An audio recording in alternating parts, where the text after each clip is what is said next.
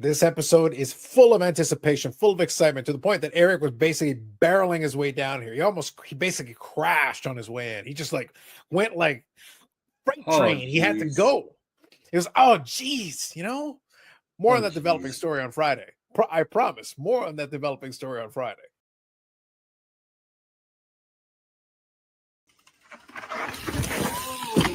Oh gee.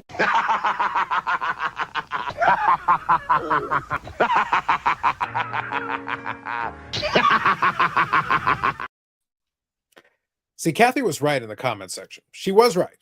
And I gave it a couple extra minutes to see, and I'm going to read the comments now. But I was not to be denied. I said there was going to be more about it on Friday. And I am a man of my word. I am a man of my word. Yeah. I am a man of my word. So let's go start off here. Zach was first out of the box. Says, hit the like so Eric has to sell his bicycle. It might just save his life. Maybe. Give it based on that clip. Maybe it will. Ah, geez.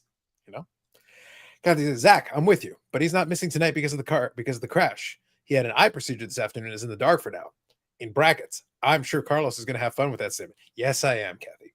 Yes, I am. Right, you are. Right, you are. In Eric's absence, we at least have the clip. He's the bionic man. He'll be able to have spy eye or something else. Watch out.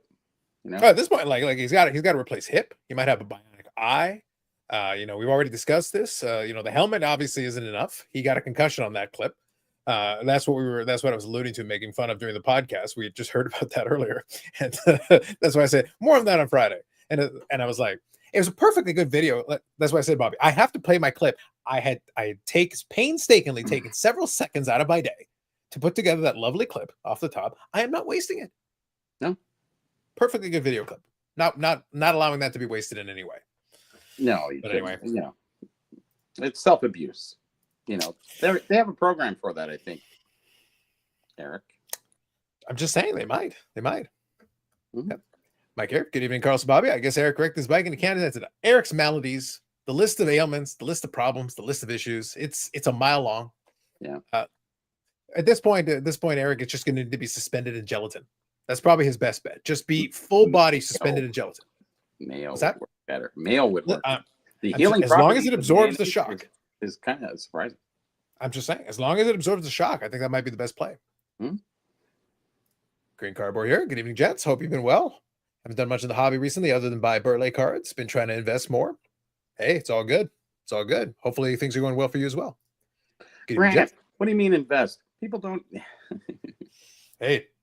I was saying to Bobby before we got started, one of my favorite things. So thank you to everybody who supported the last video. The last video did very well in under a day. No surprise. There is a little kind of a fun meta Easter egg there. I'm waiting to see if anybody calls it out. I'm not going to tell you what it is, but if you listen to the video, if you did watch the video and listen to the video and then look at the rest of it, it'll become obvious to you. I'll leave it at that. That's your hint. Pay attention to all the elements around it, and it will come to you. You'll get it. I got it. Yeah. Philly Joe, good evening, Carlson Gang. Good evening to you. But yes. So I did include, so for this one, I wasn't going to specifically spend any time on that. We can come back to it if we need to. It was very straightforward. I kind of enjoyed it from that perspective. It literally fell in my lap. And it's like, this is a gift wrap video right here. This is very easy. And I will say, what you saw, the edited version of that, was not much shorter than the full unedited version. Like there were a couple pieces where I said something and made it go, let me rephrase it. But for the most part, I think it was a 30-minute video. It might have taken me 36 minutes to record in totality. And then quick edit, spend maybe about 20 minutes editing it. In under an hour, I had the thing uploaded fully. I was like, all right, there you go. You didn't take any clips from his rant. I didn't need to. The irony here is that I actually didn't. Clips. I didn't think his video warranted it. If it was some rando who had made it, the identical video, no one would care.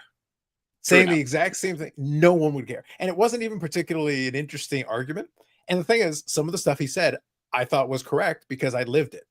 So, but I think there was some confusion there is some people say, well, in my friend group, we all collected sets. And my response is, okay, that's fair. In my friend group, no one collected sets. The truth is somewhere in the middle. It tends to be a bit of a bout. Now, your specific experience may differ than mine, but the reality is there wasn't 100% universal anything, even back then. There were people who just like collecting their teams or their players, so they focus. The thing is, they weren't hits because at that time there wasn't hits. We didn't have ratios, we didn't have odds, we didn't have numbered cards, but you did. A lot of people were pulling the packs, and they wanted their favorite player. Sure. Like if you were a Leafs fan in 1970 or 1975, you wanted your Daryl Stiller card. That wasn't a hit, but it was a chase. So when you're opening these packs, you were trying to get the card of your favorite players. Or your so league. Chase is different than hit. Yeah. And sometimes it would take you a little while to get it, but it was just a matter of time. Yeah. A lot of people were building sets back in the 70s. Quite a few people. But there was also people who just did Leafs or Boston or, what have you, because Bobby Orr. It was always about those favorite stars that people would like to collect more with, right? So that's exactly what happened. Oh. There you go. Hello. So Bob Oozle here. Good evening to you. Says Eric would make an interesting character in a Final Destination movie. Oh, yes. Perfect. Micah says, no, Eric, but I guess then it's okay for Brad to call in. I might have to call in Brad. Who knows? Final Destination number, how many? 27? Oh, there's a bunch now. There's a ton. I don't even know what number they're up to. Or Dan, we can talk baseball since Eric on. There you go. Timeless Carbo here. Good evening. If and when Shoeless Joe gets in the Hall of Fame, how much more will his cards go up? I don't think that much, to be honest with you. No. The irony is that his legend, in some ways, I don't think it's going to hurt it, but his legend, in a lot of ways, was already made with him outside of the Hall of Fame. Yeah. Him being a Hall of Fame. Now, the only category that might benefit from it slightly is if somebody, like, let's say PSA has a set registry for Hall of Famers, that would help. That would give you that's going to up the values, yes. Yeah. But if you're like a baseball collector and you're getting like the Cracker Jack Shoeless Joe, it's not like it's hurt the price. It hasn't made it worthless. No. If anything, people are still interested. The value should go up, but it's not going to skyrocket. Yeah, it's very slight. It'll for certain specific cards that might fit under certain categories, it might intrigue a few people. But if you're a vintage baseball collector and you can afford those cards, you're probably interested in them anyway. So it's not like it suddenly makes you more inclined to collect it. All this after the fact, and now suddenly they give it, and it's going to be through Veterans Committee anyway.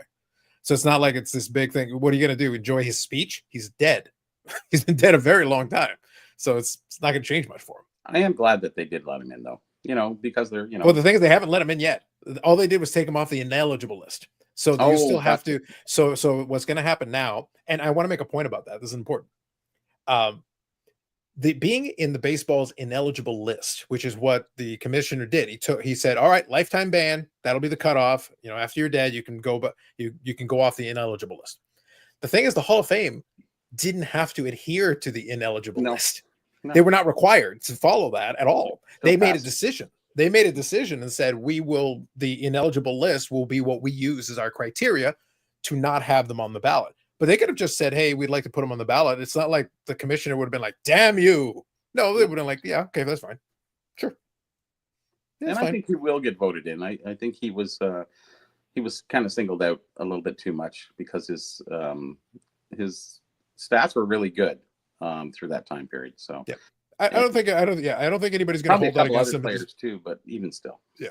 I think at this point, it's been so far beyond his death that they're going to be like, just look at the stats. The stats are good. Put them in. Yeah. The Pete Rose one, though, I was chuckling with somebody. I did make the joke. I said, look, if it was me, just to be a jerk, I wouldn't put him in the first ballot. I'd be a double jerk. I'd be like, nope, just short. Sorry, Pete. I think that might happen to everybody, and then it'll be after. Just give him one. Give him one more. Give him one more. One more. Yeah. But then after that, sure, go ahead. Whatever. Yeah. Sure enough, But that's fine. His playing days were his playing days. If he didn't cheat during that time period, that's the records are the records. So yeah. After the fact, issue with Pete Rose the issue with Pete Rose starts there. There are issues with Pete Rose beyond that. There are other issues that have cropped up with Pete Rose over the years, but regardless, like from a pure statistical perspective, yes, sure, it makes sense. What's next? The Menendez brothers? What? Like really? They should probably be in a Hall of Fame too. So I'm sure Shoes are required to enter the Hall of Fame. Maybe Bob. Maybe. Give me the Stuke, and congrats on your retirement. Yes, I'll second that as well. Stuke has retired, so congrats on the retirement, Stuke. All right. Does this invalidate the Field of Dreams plot? See, this could be an unintended consequence. Mm-hmm. That is a problem because Field of Dreams is a great movie. Yes. Phenomenal movie. Liker says, If Rose and Shoeless Joe Jackson go into the committee list, if they've never been on the Hall of Fame list, why can't they go right into the ballot now? Talk to the Hall of Fame. It's the way the Hall of Fame has decided. Again, remember, I said a moment ago, the Hall of Fame didn't have to honor the ineligible list. The ineligible list is for Major League Baseball to say you cannot, you were lifetime banned, therefore you cannot be part of baseball. No, it's not even the voting. The voting doesn't matter. The ineligible list was you can't be involved in baseball directly.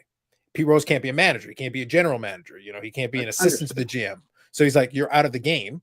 But in the meantime, he could still show up to the ballpark, sign autographs, and do. So it's not like they barred him from the building. He could still come in and do whatever he needed to do. And Cincinnati had a thing for him and whatever. The point is, you're not allowed to work in the industry directly. And he was able to do TV as well. So again, it's not like they're preventing you from making a living. Like he was able to. Oh yeah. Ironically, Pete Rose made tons of money as a non-Hall of Famer, selling his autograph to anybody that would take it. Yeah. So for this question, it's the Hall of Fame's discretion. They're the ones who they could have put him on the ballot 30 years ago if they wanted to. They had that option, but they chose not to. And then the commissioner basically took the excuse away from them, and they said, "Okay, fine." And even then, they're not going to be on the ballot, I think, until I want to say the vote is 2026 or 2027. I don't know. Yeah, because they do the different eras. Like they rotate through the different eras for the committee. So I don't know when their era comes up next. It's in the next couple of years. In the next couple of years, he would be eligible as part of that. I think same with Shoeless Joe, or maybe they're on a different cycle. Do they do research beforehand when they're doing this? Generally speaking, they can. The thing is, the committee, though, is a lot of times the committee is also comprised of ex-players. So like it's good. So there may be a few players there potentially who may have played with Rose or were associated. There are some players who did play with Rose or played contemporaries to Rose who don't want him in. They actually are like, for what you did, you're out. So a couple of those guys, you might not be able to sway them. It's not about the stats for them. It's like, you broke the one rule. There was one rule, and you managed to break the one rule. You literally could have killed someone, and you'd be in the Hall of Fame right now. Maybe, yeah. Then again, there's the steroid eras, and there's all this other stuff too. So, regardless. Yeah, well, the thing is, those guys are on the ballot, though. They haven't been made ineligible. They are allowed to be. Yeah, you can vote for them if you wish. So they left the writers the option to vote for them. Roger Clemens and Barry Bonds. Those guys, you were allowed to vote for them if you wanted to. So the ineligible list is a separate thing because then the Hall of Fame used that as an excuse for exclusion. So Jeff here says 2027. Yeah, that sounds about right to me. So anyway, good for them. It does give them a chance. It does give them an avenue to get in over the next several years, whatever. But I don't think it's hurt them in any way. So kind of black box here is touching on this. Shoeless Joe and Pete Rose are anti-heroes at this point. More notoriety because they were thrown out of the game. So that's the thing. I actually agree with that. I actually think in some ways, Shoeless Joe Jackson was a great player. But if you look up his stats and everything, and again, very impressive stats. But there were a lot of players in that era who are already in the Hall of Fame or hovering around there who also had very impressive stats. Without this controversy, Shoeless Joe is not special enough for people to care about him that much beyond. If it hadn't been for that, he would have been in the Hall of Fame decades ago, and he'd be another one of those guys in the Hall of Fame from decades ago. I almost think it's more in card-related interest than it is in just regular baseball fan interest. Yeah, because the cards really matter in today's world, whereas baseball is just like, yeah, okay, let him in. Who cares? Doesn't change my life in any way. Whereas, the cards, it might change a little bit. Seeing something, but we'll see. I think the answer to the question is really up to the people who would be in the tax bracket to pay for it anyway. Yeah. Because a lot of those cards are super expensive. So it's like, all right, you're willing to pay $40,000 for the card before. Are you willing to pay more now suddenly? Probably. I guess you could, but I don't know. The inertia of it all, it'll probably jack it up a little bit, and then it'll just level off after that, because it'll become old news by whenever, right?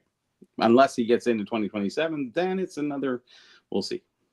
Oh, that's what I mean. Like, the likelihood is they're gonna have to wait a couple of years before it happens, before it gets in there. So it's like, it's news for the moment because they took him off the list, but then it won't actually get there or really matter for another couple of years. So it's like, okay, but people will be hedging their bets anyways. Stuke says Ozzie Smith is a real supporter, has been on the committee in recent years. Yeah, I'm sure he'll have support. I don't doubt there won't be some guys but I know there are some guys that also are less supportive. Are there any significant hockey players who are banned from the Hockey Hall of Fame? Not that I'm aware of. I don't think we banned anybody. Yeah.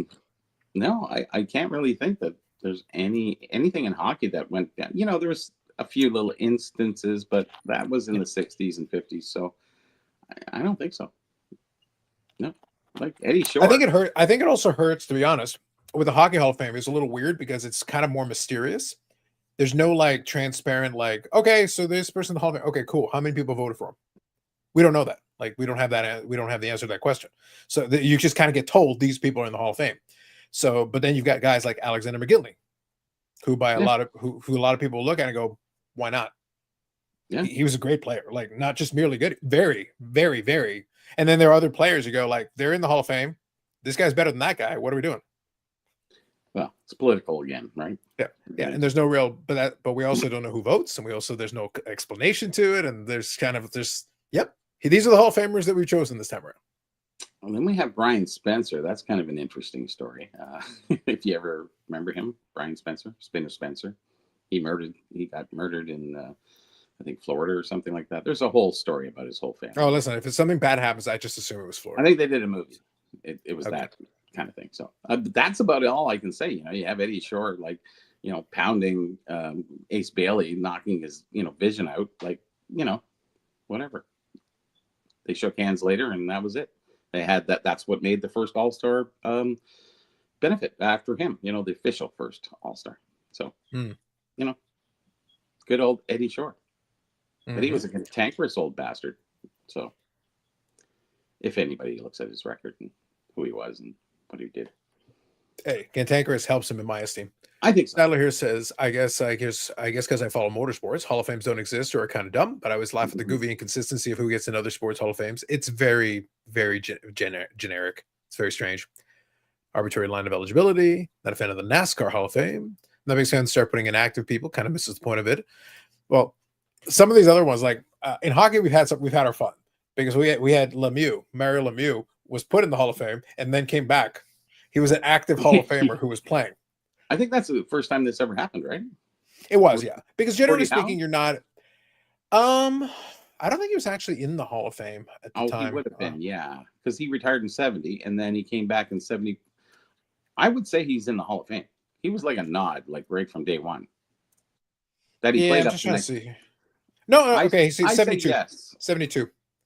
He was put in 72. So yes, he did. So he was playing in WHA, which is not a major league, which it is a major league, but there we go. We're gonna end up fighting about that now. Was it a pro league? Yes.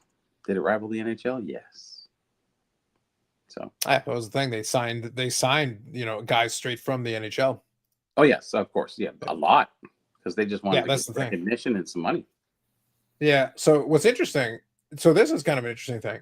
So Gordie was put into the Hockey Hall of Fame in 72. He retired after 70-71 from the NHL, then didn't play in the WHA until 73-74. So they put him in almost immediately after retirement. Yeah, he was a given, yeah. Yeah. So they just kind of put him straight in. Fair enough. Yeah, so we have two. Yeah. So those are the two that I'm aware of. Gordie, though, kept playing until he was 1 trillion years old. Mario retired relatively early for him. Yes. And then, he was an older guy, but I want to say he was like in his late 30s when he came back. So he's still, if he hadn't retired for the reasons he retired, he could have technically still been playing. 36, 37. Something like that, yeah. So, if he hadn't had illnesses, hadn't gotten injured, and all those things, a lot of technicality. If he had just played like a normal career into his early 40s, he still would have been playing during the time he was put into the Hall of Fame. Yeah. Usually, isn't there a waiting period? Isn't it not 4 years or something like that? That's what I mean. So that's why the Gordie thing I thought was interesting. Normally, there's at least a couple of rule, though, is it, or is it just? I don't know. Interesting. I think they have some latitude, but they usually try to give you a little bit of until this many years after you've retired. So I think it's 4 years, if I'm not mistaken, but I could be wrong. And I don't know if the rules are really official. Maybe it's just a, sort of like, we wait 4 years. Yeah, that was my understanding. Basis selection of candidates. Let's see here. Player eligibility for election. Must not have played a professional or international hockey game during any of the 3 playing seasons prior to his or her election. So for players, they've got a 3-year rule. Okay, so the 4th year. So I am technically right in a weird way. Well, that's actually what's messed up the whole thing with that's what's messed up the whole thing with Yager, because here it says must not have played in a professional or international Oh, hockey that screwed game him. Yeah, that screws during him. any of the 3 years, because That screws him otherwise for a long Yager time. technically could have been in years ago. Because he was still playing. Yeah, well, Yager is still playing. He's still He's playing playing for like a Czech league. So he won't get in the Hall of Fame probably till 2035 or something. Well, that's the thing. Like at this point, like you could 100% have put him in normally. Just go ahead. Just for all intents and purposes, his NHL and that portion of his career is long over. You can just put him in the Hall of Fame, guys. It's fine. Okay, yeah. Go ahead. Do a Gordie Howe, right? Yeah, that's what I mean. The Gordie Howe thing was 1 year. It's the same thing. But yeah, Stuke here says is the Toronto Hockey Hall of Fame for the NHL. It's just the Hockey Hall of Fame for everything. The NHL is part of it. Yeah, because you can have the international talents and things like that. Yes. Yeah, the women's players from international play are included in the Hall of Fame. There's also builders, so it's not just the NHL. Yes. It's not just the NHL. That's the one thing that we do have over the other leagues is that we do have the builder group, which is great. They need that. I think it's very important because there's a lot of people who went on who did amazing coaching and benefits and all these other things to make hockey better. That has to be there, and I'm really surprised in baseball that it isn't allowed. You have to be a player because it is a separate group. Understood? When you say, okay, King Clancy, he was a builder, he wasn't a player, so you can understand that difference, but still a Hall of Fame member. And I think that gives that eligibility for if you're a coach for 20 years and you went. Who am I thinking of here? I can't even remember his name. Montreal coach, long time. Anyways, here's a guy, didn't really play, but he played, but he was a coach, amazing coach. Like that's builder right there. Like, why wouldn't you have him in the Hall of Fame? Can't put him in as a player. So isn't there amazing coaches back in baseball that are well known? Coaches can get in the Hall of Fame. Oh, they can? Yeah, John McGraw. John McGraw was in as a coach. Okay. Connie Mack was in the Hall of Fame as like an owner, coach, general manager, builder. But that's almost in a builder capacity. Yeah, well, that's the thing. Connie Mack. These guys, John McGraw and Connie Mack, both played baseball. But everybody, they're in the Hall of Fame because of their coaching career. That's what they're in for. Tommy Lasorda. Tommy Lasorda is another one. I was going to say a coach. Yeah, he's a longtime coach. He was one. Joe Torre, if he's not already, he will be at some point. Just because obviously he's a coach. But he was a good player. Like he was a very good player. I think he won a batting title, if memory serves me. Like Joe Torre was a good player. But it'll be as a manager where he's going to get, if he's not already. He might already be in the Hall of Fame. I don't know. Well, there is consideration for that. I didn't realize that in baseball. I understood that there's no builders, but it's maybe no builder group. But then the player category sort of expands a little bit when you get into coaches and managers or what have you, owners. I think what they did is they kind of, I think they just put it under executives. So like managers, general managers, some of the owners, there's certain categories. Just do a builder group and we'll be happy. Yeah. That's basically what they just call it something else, but they found a way to include those people because they're still part of the Hall of Fame. It's important because a lot of that happens, Yeah. Zach here says, can we let all the cheaters in? Listen, we're not going to let all the cyclists in. Eric's not here to defend the cyclists, but we're not doing it. The shooters are already in the hall, which is true. Trying to decide what cheating is looked at over what bars to get it is getting exhausting. I think they should just let me choose. I think that's fair. Fish Boy is permanently ineligible forever. Yep. Bob also said, good point in the broadcast. Lobby for Carlos' inclusion in the YouTube Sports Card Hall of Fame. Listen, we should 100% get in under this criteria. Good to be Mike. It's like BIC is a lock when they come up with the Veterans Committee. You know it, no doubt. Yeah, they waited for Mario Lemieux, Gretzky Lemieux, and Gordie, apparently, as we just discussed. Yeah. Yeah. Baseball has a pioneer's wing. That could make sense. The Clapper, can't wait. There you go. Baseball Hall of Fame managers, writers, etc. Yeah, the writers too. That's another one. Yes. Oh, the writers are there. Really? Oh yeah. You can get. So I think they've got the Ford. I thought the writers voted on it. Yeah, but they've got what they do for the writers is they've got a Ford C. Frick Award. That's for like the journalists and the writers. There's a thing in there. It's an award you can win. That's Hall of Fame. But I think there's a category for some of these writers as well. WWE Hall of Fame is a virtuous hall. That's right. And Pete Rose, by the way, is in the WWE Hall of Fame. So I don't know what they're complaining about. He's already in a Hall of Fame. Oh yeah. Well, I'll see. How many people are in 2 Hall of Fames? I'd like to know. Major Hall of Fame, not minors. Let me see if I can find it here. It makes me laugh. All right, let me see if I can locate here. That would be interesting. If there's, well, it wouldn't be Jordan. It wouldn't. Yeah, is Eric Bedrigger going to have his last bicycle crash? See, the thing is, he had his bike crash before the podcast, but I think Kathy mentioned earlier, I guess he's got like an eye thing or something. I just think he's falling apart. Like he's disintegrating as we speak. I think that's the issue here. Falling apart. Falling apart. Yes. Was that a 90210 that you got in there? No. It was Ozzy. Sorry. Bob Uecker is in the announcer's wing. Yeah, Bob Uecker. Maybe in WWE as well. Great. Yeah, Bob Uecker would make sense. That would make sense. I love Bob Uecker. He was great. Great announcer. Yeah, but he was also involved in the early days of... Yeah, and Fran Tarkenton too, right? Another player and also an announcer too for a long time. Yeah, but the Bob Uecker thing, he's talking about the WWE Hall of Fame. Because Bob Uecker was actually an announcer in one of the early WrestleManias. Isn't Cyndi Lauper in it too? Anyways. I'm like half sure Drew Carey's in it. Yeah.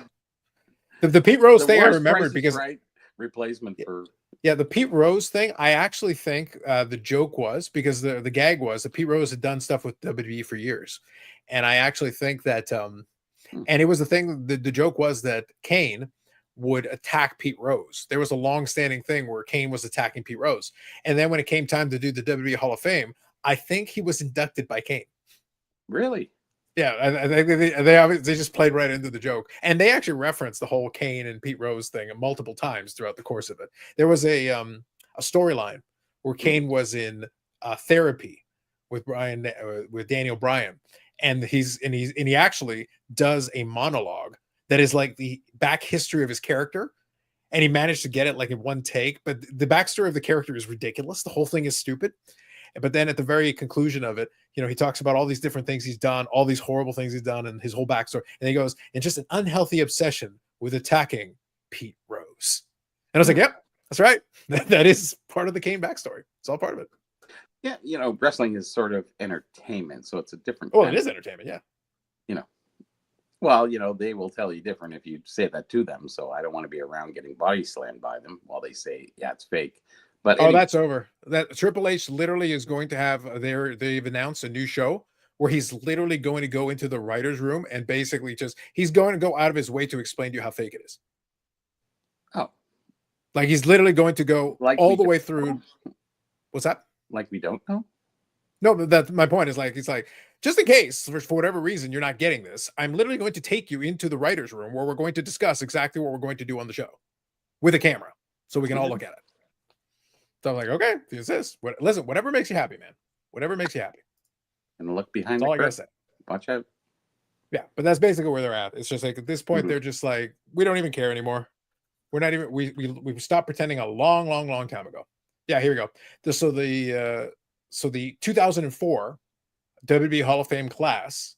It's actually a pretty good Hall of Fame class, all things considered. So there was one celebrity, and that was Pete Rose, who was inducted by Kane. Oh.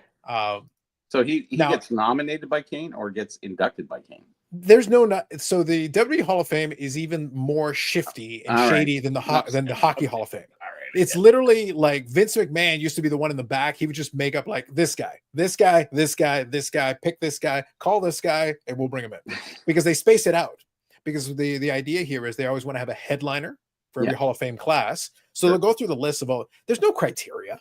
There's not. You're just making it up. It's whatever you want to do that day.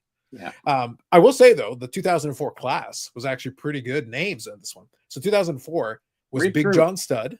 Big John Studd. That's a good one. Yeah. Bobby Heenan. Yep, of course.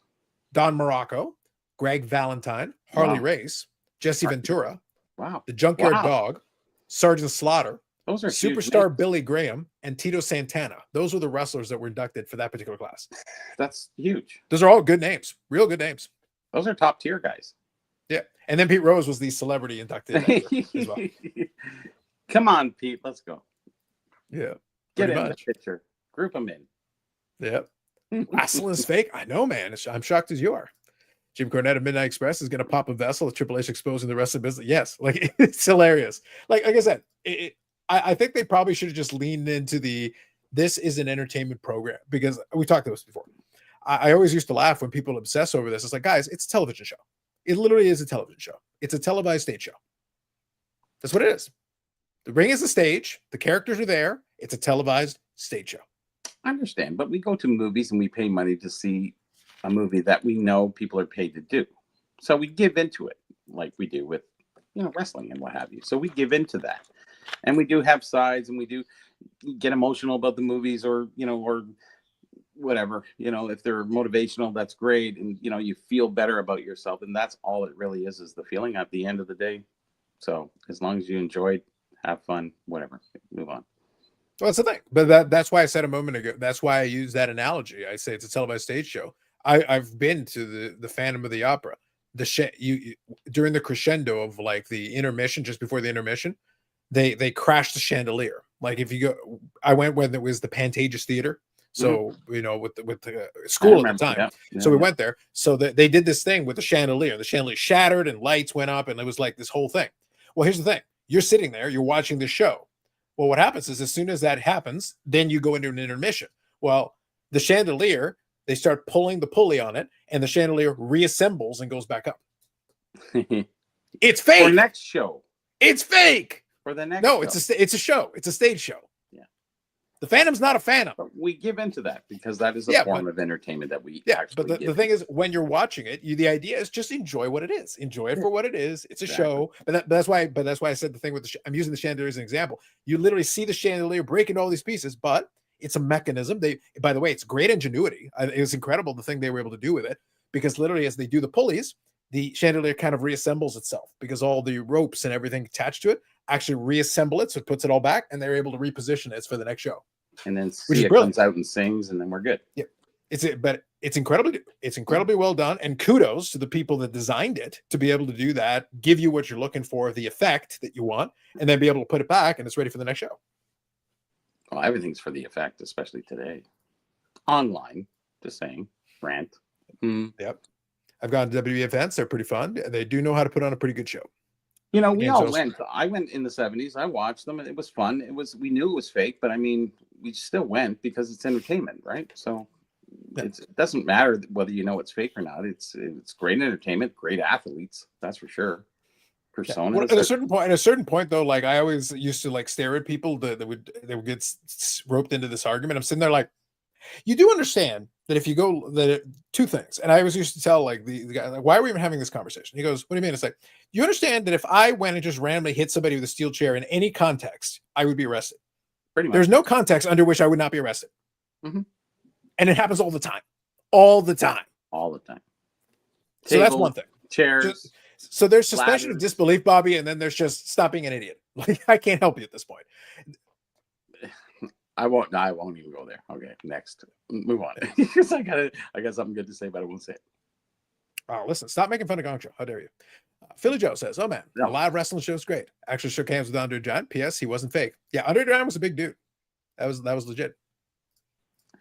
Yeah, and that's the excitement. Just seeing him in person is just amazing. Like, honestly.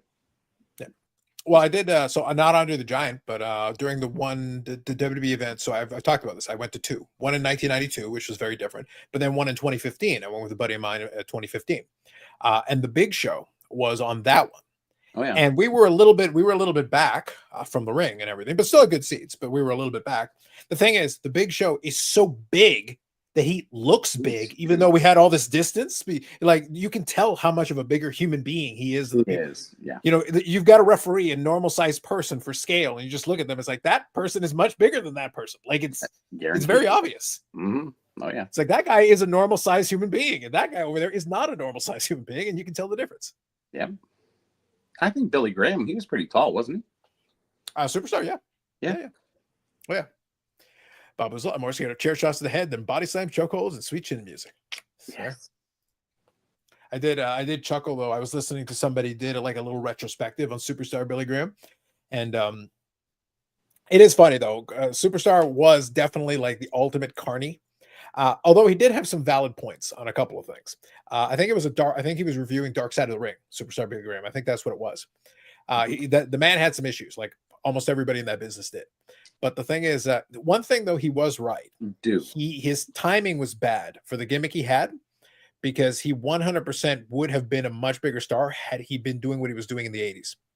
If he had been Yes. doing that, because Hulk Hogan basically ripped off his shtick. Almost all the guys that came after basically were stealing his gimmick, and it was just better timing. For Hogan in the 80s, that worked perfectly. But Superstar was doing all that stuff in the 70s. Well, I guess it was the substrate for the 60s and 70s guys setting the the basic of what's going on, and then the 80s took over any persona that they could or act that was really going well and went with it. Sure, why not? It reached that point of well, everybody wanted to be a superstar, and then what gimmick did you have? And then you look back, and the Sheik was always the Sheik, though. That was one good thing. You can always, there was always a big guy, Haystack Calhoun, I remember, but then you get into the Big Show, you get into the other guys, so that kind of carries through. But the acting really got far better in the 80s and the 90s. Yeah, for sure. For wrestling. Back then, you didn't really say anything. You said a few things offline, and that was about it. I mean, off the, Mean Gene Okerlund or something was interviewing a guy, and that it was a short little clip, and that's it, and was gone. That's 70s. And then 80s, it was like, yeah, everybody's talking the big game, right? Well, that's the reason why Superstar was kind of ahead of it, because when he did the promos, he was delivering the promos that later on those guys would emulate with the whole catchy lines and everything, because he had so one of the things that kind of hurt him, again, he was at the wrong time, is that when he was at his apex, he was the guy who got to beat Bruno Sammartino, which was a big deal. Obviously, Bruno was the long-time world champion. Long time. The problem is that Vince McMahon Sr., Vince's dad, he loved to book things well in advance. So the thing is, when he beat Superstar Billy Graham, he was basically told this title reign is going to last a year. That's the plan, because he had it all mapped out. He was going to have it, he was going to have it for a year, and then he was going to lose it to his next guy. That was going to be just trying to think here. I think it was, they would set that up in a year in advance. Well in advance. Yeah. He had it all figured out. Once he decided he was going to take it off Bruno, it was going to be for a year, and then he was going to drop it. And then Superstar Billy Graham was going to drop it. So it was already set up. Like he figured out. So by literally the night he won the title, he knew he had 1 year. Basically, it was almost to the day. It was exactly the way they executed it. So but the problem was that Superstar Billy Graham was actually drawing very well. And it was getting to the point where he was sitting there going like, okay, look. And he was trying to pitch it. He goes, listen, the crowd is really liking what I'm doing. There is more miles here that we can get out of this if you let me turn. Like, I'm starting off here as the bad guy, but if you let me turn, then there's more mileage here if you want. And there's more money to be made, and there's an opportunity here. But he had already made up his mind. Like before Hogan did. Yeah. So I guess the question to the panel out there is that who beat Billy Graham to take over that after that 1 year? There's the question. There's a good trivia one for people. Yeah. That was kind of interesting. Look it up on Google, please. Yeah. See how long they have for it. So let's see here. Bubbles says Superstar should have lost weight and shaved his head. So I think that was an issue with the steroids. Like, he actually needed to lay off them. So he did shrink a little bit, and then he kind of reloaded on them. But by that point, his health was bad, really bad. So like when he came back and did the second round, his apex was that 70s. When he was on that initial run, that was like the perfect time for him. Yeah. But when he came back, he wasn't the same guy. He kind of had his time. Bad timing for him. Like I said, when he finally had his chance, it was like should have taken advantage of it. Damn. But that's why I said the WWF missed out on that opportunity, because when things were going hot for him, he was the hot ticket. Went to an independent show in my hometown when I was 16. Ricky Morton, Rock and Roll Express, tried to sell me naked pictures of his wife for $5 a pop. What? Get a Carney's. What do you want? So they'll sell you anything for $5. So you spent how much? $30? Anyway. I guess somebody named like Bob Backlund, since I hate Bob Backlund. Actually, that's February 20th, 1978. Lost the title to Bob Backlund. Oh, and Bob Backlund held the title for 6 years.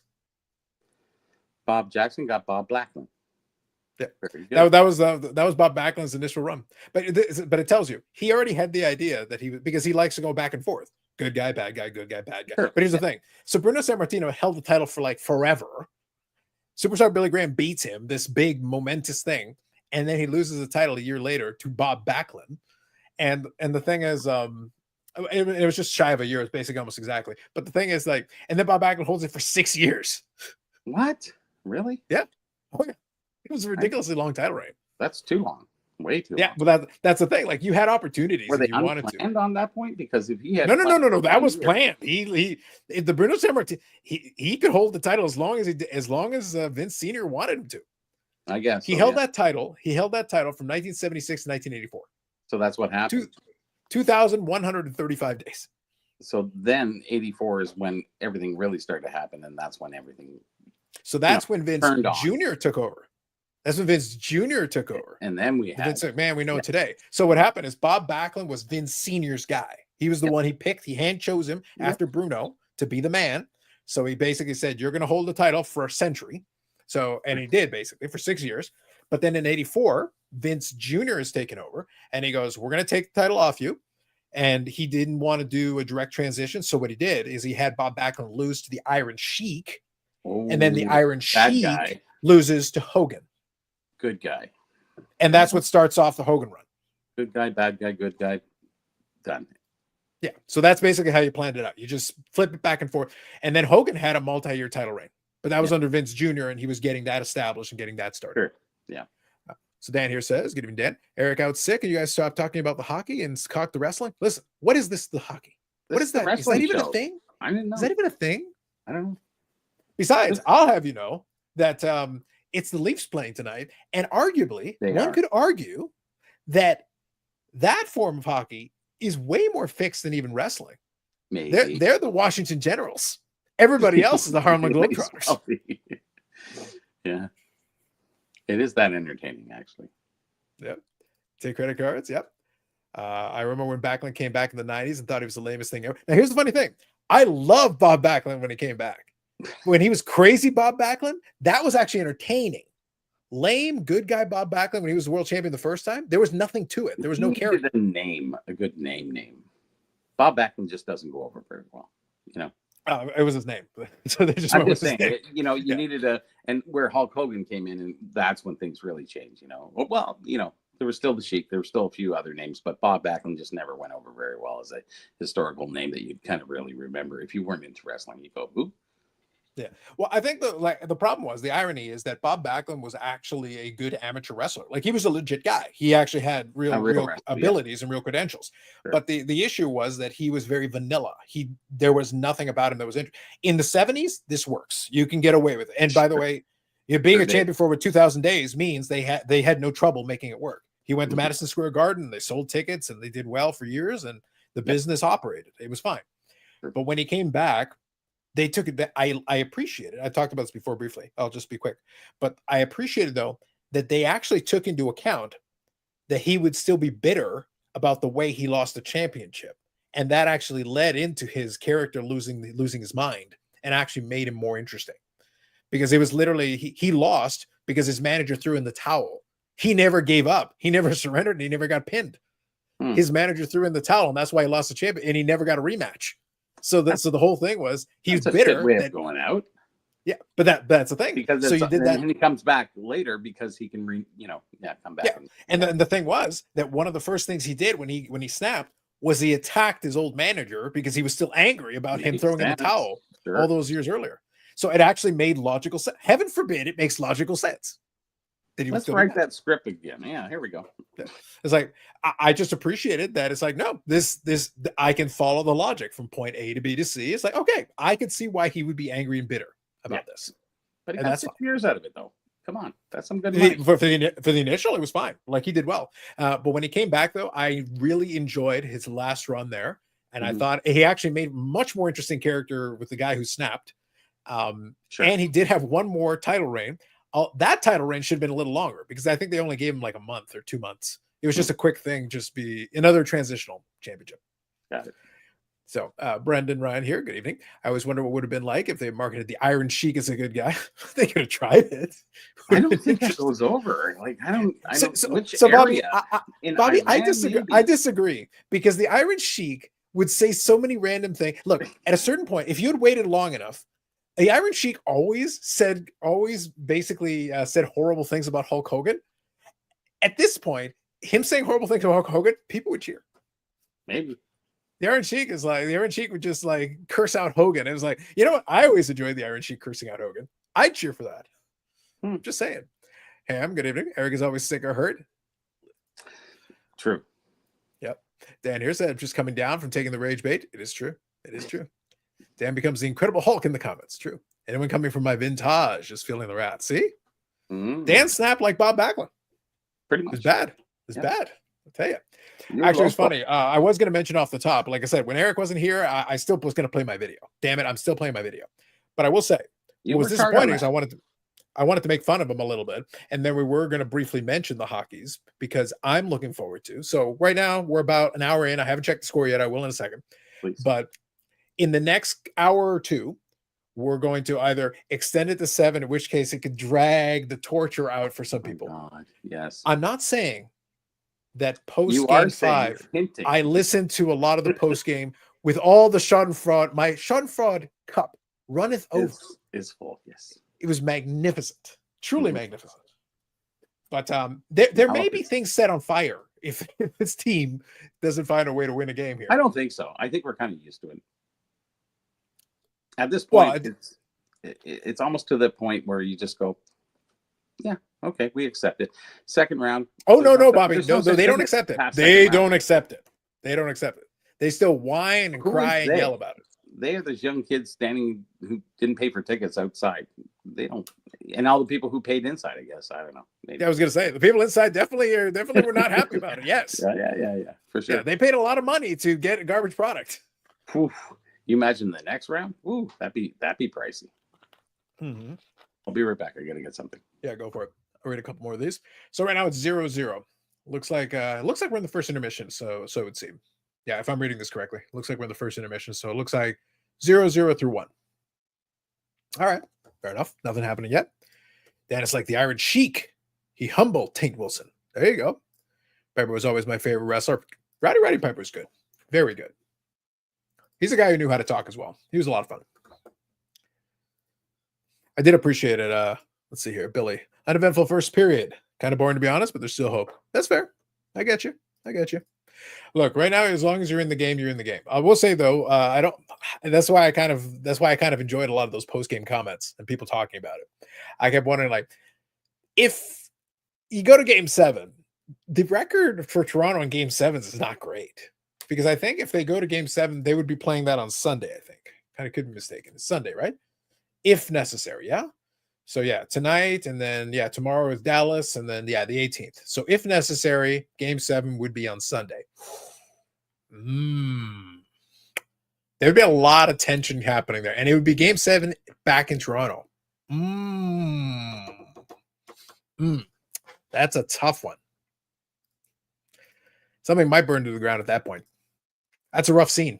I don't know about that one, but anyway, it is what it is. But yeah, so Dan, outside of talking the wrestling, we did also touch on the Pete Rose and Shoeless Joe thing. Just figured we'd have a little fun with it. There's not a lot to talk about it for though. Like I just enjoyed how much mileage they got out of. We took them off an ineligible list. Okay, but even if you want to vote for them for the Hall of Fame, probably won't happen for a couple of years. But it's good to know. Piper was so believable as a heel. Yes. He did a very good job with that. He was good at talking people in the building. And that's kind of what a good heel needs to do. That's how you make things interesting. What's funny though is that we've got our heels in the things going as well. That was kind of the subtext of the last video where I talked about it. At a certain point, it's like there is a performative aspect. Maybe I'll touch on it this way because all you got to do is watch my last video and you'll understand what I'm talking about anyway. There is a performative element to this. There are people that will do these videos and just kind of play it straight. They want to be informational. They want to be conversational. They want to elicit a dialogue and do those things. But then there's also other people that understand how to push buttons, how to present things in a certain way because they want to get that reaction. And I guess it depends because the way I look at it is if I see you present yourself one way in one venue and present yourself another way in another venue, then I leave it up to you to figure out which one you think is the real presentation. I always find it amusing. I like to kind of oscillate between the two things inside of the same channel because I think it's fun. But if you got two different channels, you can kind of play with that a little bit if you want to. But I always think I always listen not only to what somebody says, how do they choose to present that? How do they choose to say it? You could say it in a very calm manner.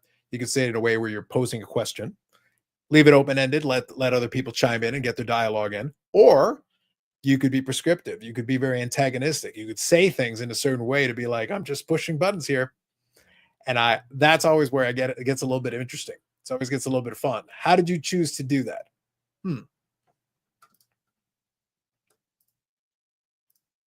Then says, Tate Will says, not as smart as you think he is. I think you underestimate how easy it is to manipulate an audience. And I still think you're being manipulated right now in multiple ways from multiple people, actually. That's why I laugh. It's like, he doesn't need to be smart. That's why I keep saying it over and over again. It's like, he doesn't need to be smart at all. Literally, all he needs is somebody beside him, and a bunch of people are there who know exactly how the YouTube thing works, and goes, just so you know, when you do this, you're going to get this kind of reaction. He goes, yeah. That's why the comments aren't deleted. If they wanted to silence you, they could just kill comments on it. They don't. They want your comments. They want you to post 14 more times how mad you are. That's why I said, if it was me, I would do the Louis Taint tribute video. And I would say Taint 500 times and talk about what a shitty pitcher he is, what trash that guy is. I would go out of my way. Find some other players that people like. Trash them too. I would lean hard into it. That's what I would do. Pre-war dreams, good evening. The card hobby needs organic heels just like wrestling. It's hard to be an organic heel though. It's doable. It's doable. That's always kind of fun. Geoff discovered Hibbity Jibbity. Took him long enough. Yeah. There are videos that he has specifically made that I know the moment he made, even without watching the video, I'm like, this one's going to get a very strong reaction because all you had to do was look at the thumbnail, look at the presentation, and I was like, that's all it took. It didn't take a lot. It doesn't take much. The audience is too easy to manipulate because people fall into their patterns and they do the exact same thing every single time. And the smarter the audience thinks they are, the easier they are to manipulate. Well, what do I know? I've just been watching it, and when the time is right, I have fun doing it. Because I spent the early part years ago on this channel during the live streams, I would poke the bear quite a bit. And it was easy. And the people that played into it the hardest and bit, it was like casting a line out to catch a fish. The people that bit the hardest on it were the ones who were convinced they were the smartest. They're the ones that bit the hardest, and you could yank on it, and you'd catch them every time. Didn't even have to try. Are you hypnotizing us right now, Carlos? I can neither confirm nor deny that. I'm just saying. But I did mention earlier that on that video, in the last one, there were a couple of little breadcrumbs, a couple of little meta things in there that I threw in just for fun. Nobody has caught them yet, at least not in the comment section. There are a couple of little ones that I threw in there on purpose, and I was very curious to see if anyone would catch it. So far, no. So far, over. I'll wait to see if anybody catches it, though. There are one or two things I threw in there for them. Zach says Bobby has to pace himself. He'll be putting a 4-hour shift if no one else shows. I know. It's wild. Scandalous. Bobby surpassed the amount of time it takes to pee, so I assume he has to poo. Listen, who knows, man? Who knows? Who? There he is. Just as you call his name. You know, I am married. There you go. And I have to get show and tell stuff. And, you know, just saying. Yeah. Billy here says, sports car dad is close to turning heel. He's on the verge of its condescending attitude. So it's fun. I enjoy. So again, maybe this would be good. But hold on. This would be kind of fun. I want to have a little fun with this because I've talked about this before. One of my favorite topics, and I'll do this on the podcast relatively often. One of my favorite topics is the whole content thing and the different approaches to it and the way that people can do it and all that, because I enjoy the game because it's fun for what it is. Otherwise, it's just making videos. Like, that's fine. You want to just make videos? This set came out in this year. On that year, that we can read a boring script and why? That's not fun. We gotta have some fun with it. Fine. Yeah, there's not much to it. But if you want to have some fun with it, there are ways that can be done. And there are some, but you got to understand how to play the difference. That's why I explained on that last video. On the Friday live, I'll oscillate. We'll have a conversation that will be 100% straight lace. No, we're actually having a serious discussion or a conversation, and we'll go back and forth, and the panel. That's one tone. And then on the other side, you'll have the complete opposite. You'll have like right from the beginning, the whole thing is wacky. It's, Spinal Tap, we're just turning it to 11. It's like, it's going to go there. It's like, I wouldn't take that very seriously if I were you. But occasionally in the course of that conversation, there'll be a kernel of truth in there. There'll be a couple of little kernels of truth. Yes, we're saying some wacky things, but interspersed in between are a couple of like, no, that's exactly what he thinks, but it's interspersed with all this other stuff. Did you catch that? That line right there? That was sincere, but it was interspersed with all this other stuff. So did you catch it? Don't blink or you missed it. That's what the show is all about, really. Pretty much. That's why I enjoy it. It's fun. Busting balls like we do at the show and having some fun with it and getting some serious notes. And sometimes you'll learn something. Sometimes somebody will say something that's cool. Lots of different things happen. It's an open show. Yep. How we went 7-8 hours is beyond me, but we did it. Oh, back then it was so easy. It was just so much content. Yeah. So Ham here says, are you looking forward to any new Ham says, are you looking forward to any new products? I'll be honest. So if I answer this like honestly, there are a bunch of the products that have been coming out that I like, not like enough that I would want to open boxes of it, but certain sets, certain singles, like there'll be an insert or something that I'll be like, oh, that's a cool card. I'll be happy to let somebody else open the box and I'll be happy to purchase the single from them. So from that perspective, yes. Here's one thing that I want. So this would maybe answer the question the best. I'm looking forward to the next cup because I want to see how the market reacts to that one. I want to see what the price point ends up being once it comes out. So if everything goes according to plan, it's supposed to be coming out in June. And I've started to see some of the mock-ups and some of the stuff being presented. So we'll see. Upper Deck is starting to catch up though, because they were way further behind. And I'm starting to see more products coming out that are starting to get them closer to present day. If they do though, this next one is a Connor Bedard Cup issue. Connor Bedard's lost a lot of steam comparatively, but there's still a bunch of stuff in there that people are going to be chasing. There's a bunch of different subsets and things like that people chase all the time. I think it'll be interesting to see how they execute on that. So that'd be something I'm looking forward to. I think Nugent Hopkins is coming back. Anyways. Yeah. Brendan Ryan here says, Carlos doesn't sell illusion and goes against the Man of Peace code of ethics. I know. Man of Peace. Card Cutter. Good evening. I think it's so funny people lost their minds of Geoff's video. Who cares what he thinks? We all do. We hang on every word. I don't give a damn what people think of what or how I collect. Oh, I think you do, Card Cutter. I think you do, Garrett. You just posted about it, so you got to be thinking about it. Listen, Garrett is out there saying, like, guys, accept me. Accept everybody. What I do. Mm-hmm. Vegas Dave would qualify as a hobby heel. True. That would qualify, yes. Dan says Dustin is too insecure to play the heel. I'm going to refrain from comment on that. I think there is, I think your observations are fair. Let me answer like that. Your observations are fair. They're fair. I grant you this. Mm-hmm. Bob Jackson says, Carlos is like the heel that is right and knows he's right. It does help. It does help.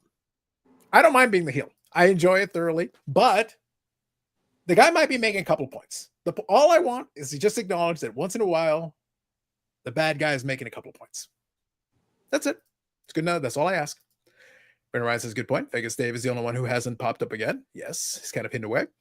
I don't even really collect cards, but the big thing of what I watch as sports card content is the characters. It is very interesting. Triple H needs to hire the sports card YouTubers for writers. It would be a better product if he did. Yes. Wouldn't that be? Mm-hmm. A much better. I think they do very well by themselves, though. Yeah, the storylines would be vastly superior. Let me just say, look, that's why I like to call this the longest running episodic. Even in Eric's absence, we still had a video tribute for him off the top of the show. Yep. It's episodic. He's here in spirit. He's probably convalescing right now, sucking on a jar of mayonnaise. He's not here to tell us otherwise. I assume that's what he's doing, getting the healing vibes.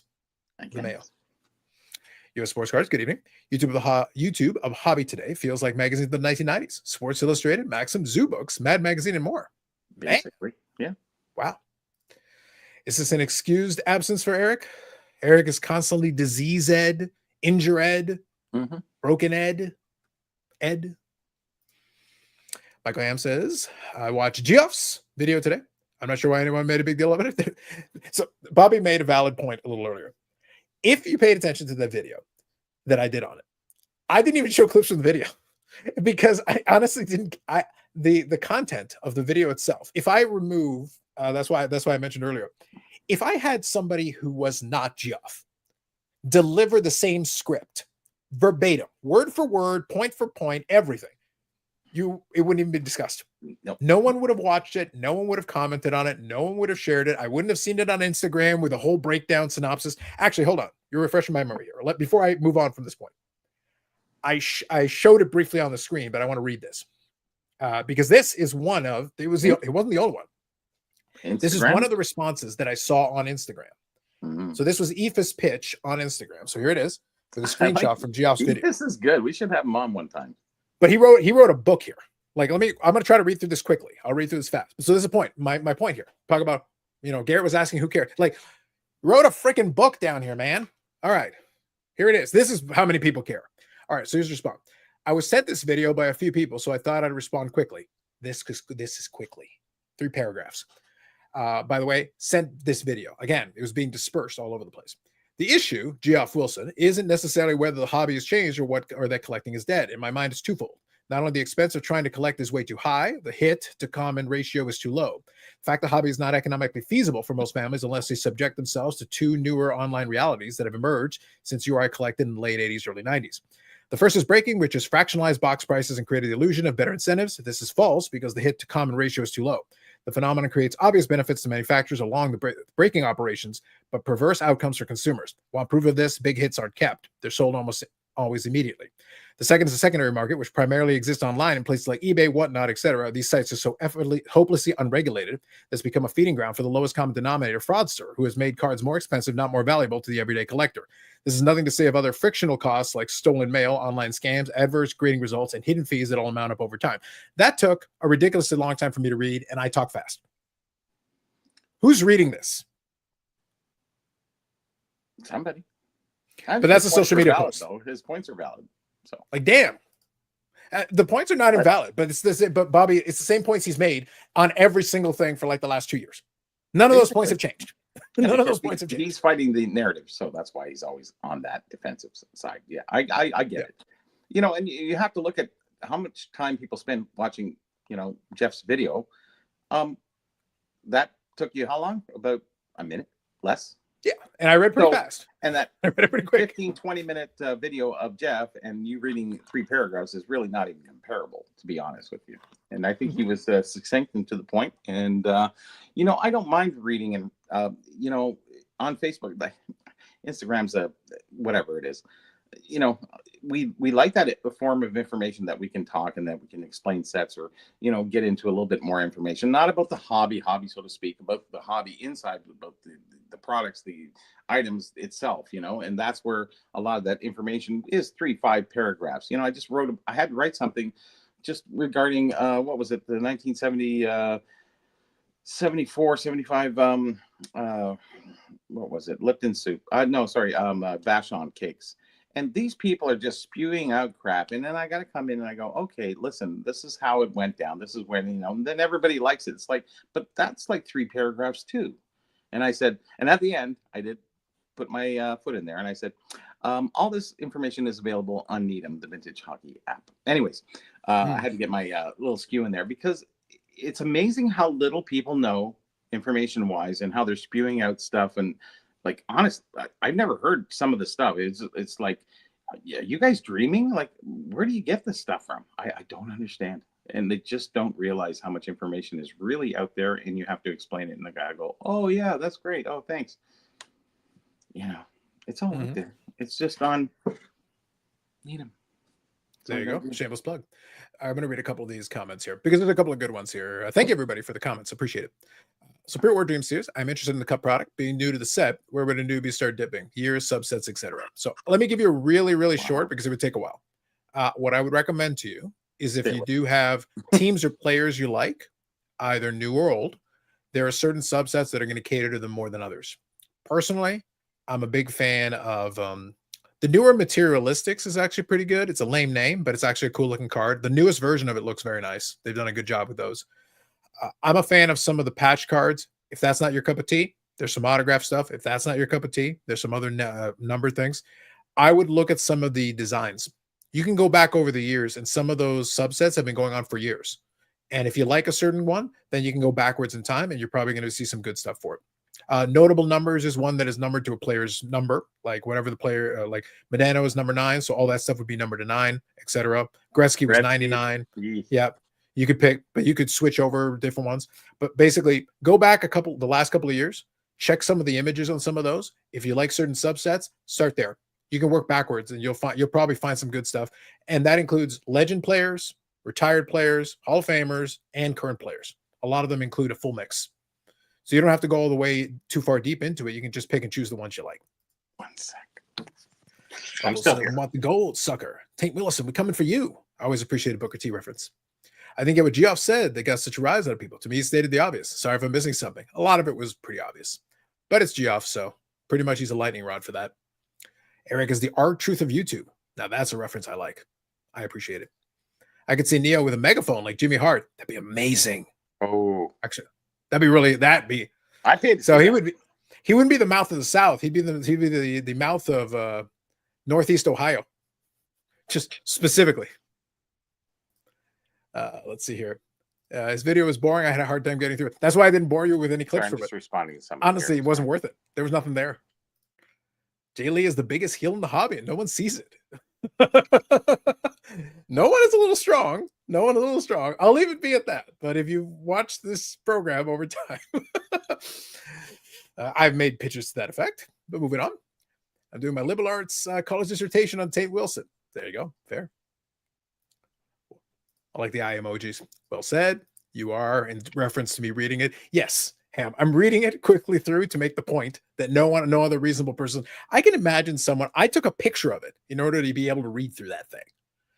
I can't imagine someone watching Instagram stories and actually going through it and sitting there like, hold on, let's read through this.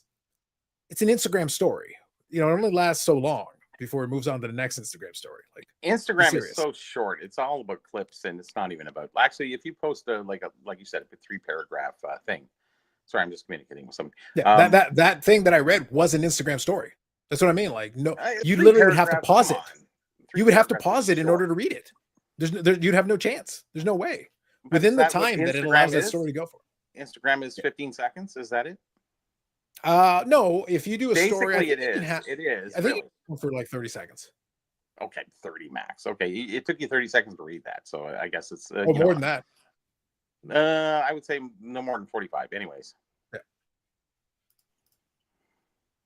Let's see here. The game is the same. The players are new. Yes. That was a response to Jeff Wilson's video from Ephus Pitch on Instagram. Now, I think if you check now, it probably wouldn't be there anymore because the stories expire. So you would have lost it. You would have missed out on it. Yeah. Why does that do that?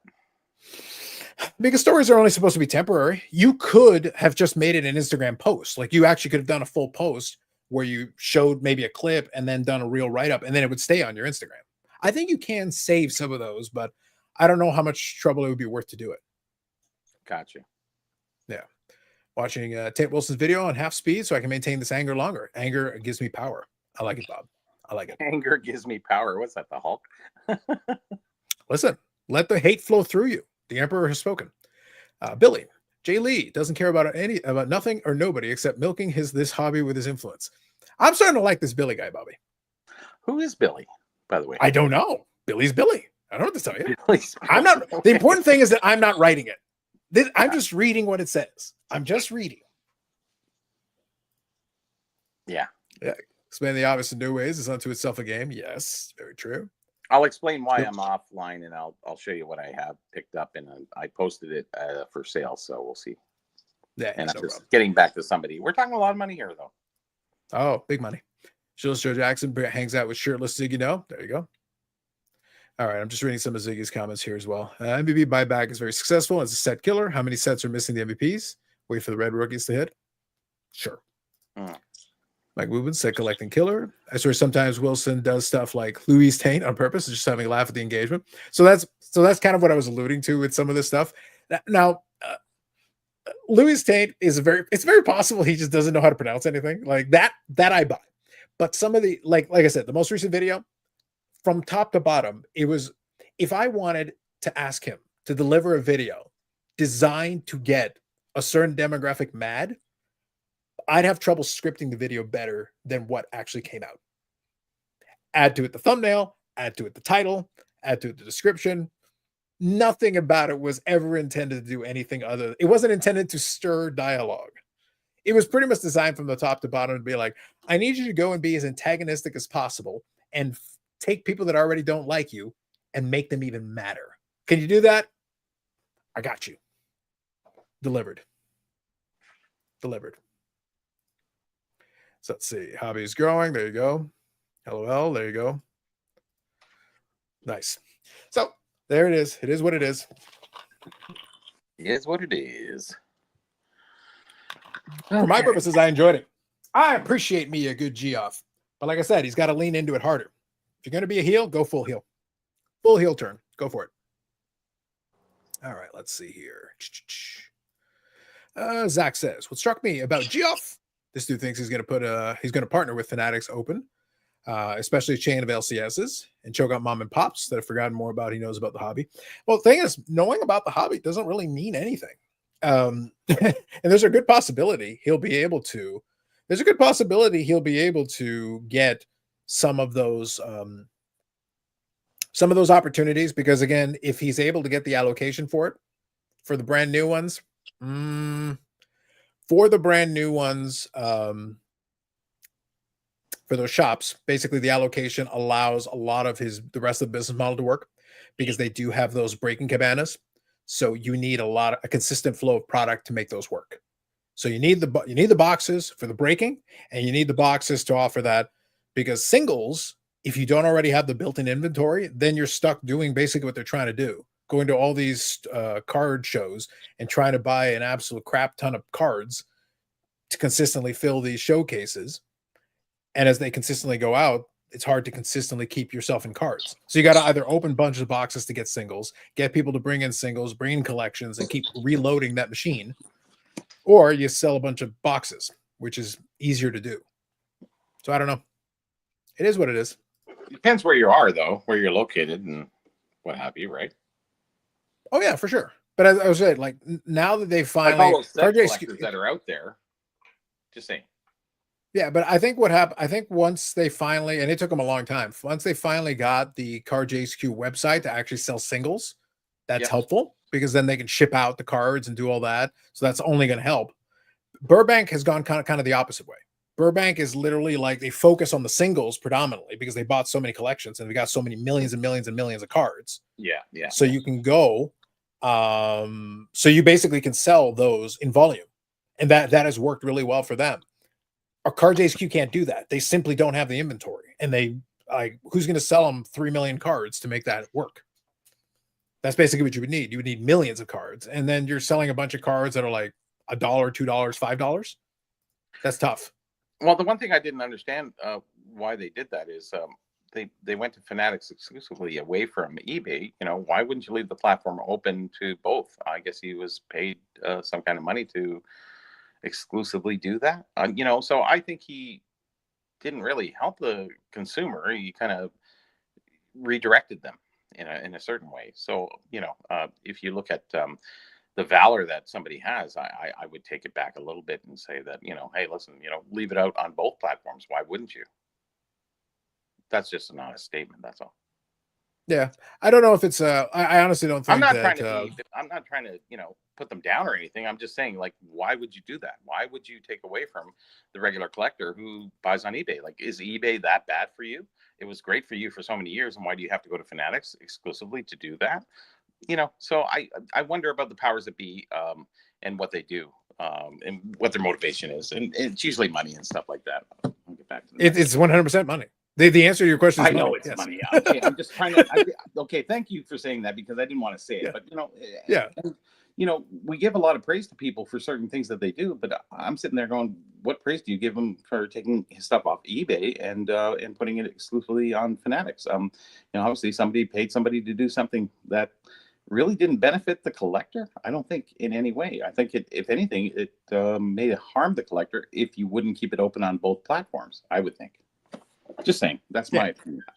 Yeah, I don't want to get based for it. I don't want clips being taken. Whatever. Listen, they're going to be clips after Bobby Burrell takes on Rob from Burbank Sports Cards. Your new feud started. Well, it's a simple question, and it's he can answer it or not. It's up to him. But I mean, that's an honest statement. I just think he got a sweetheart deal that works. I honestly just worked So really, it's a whatever it sweetheart is. deal. And if I'm Yeah. complaining about that, then, well, hey, if it's true, it's true. Whatever.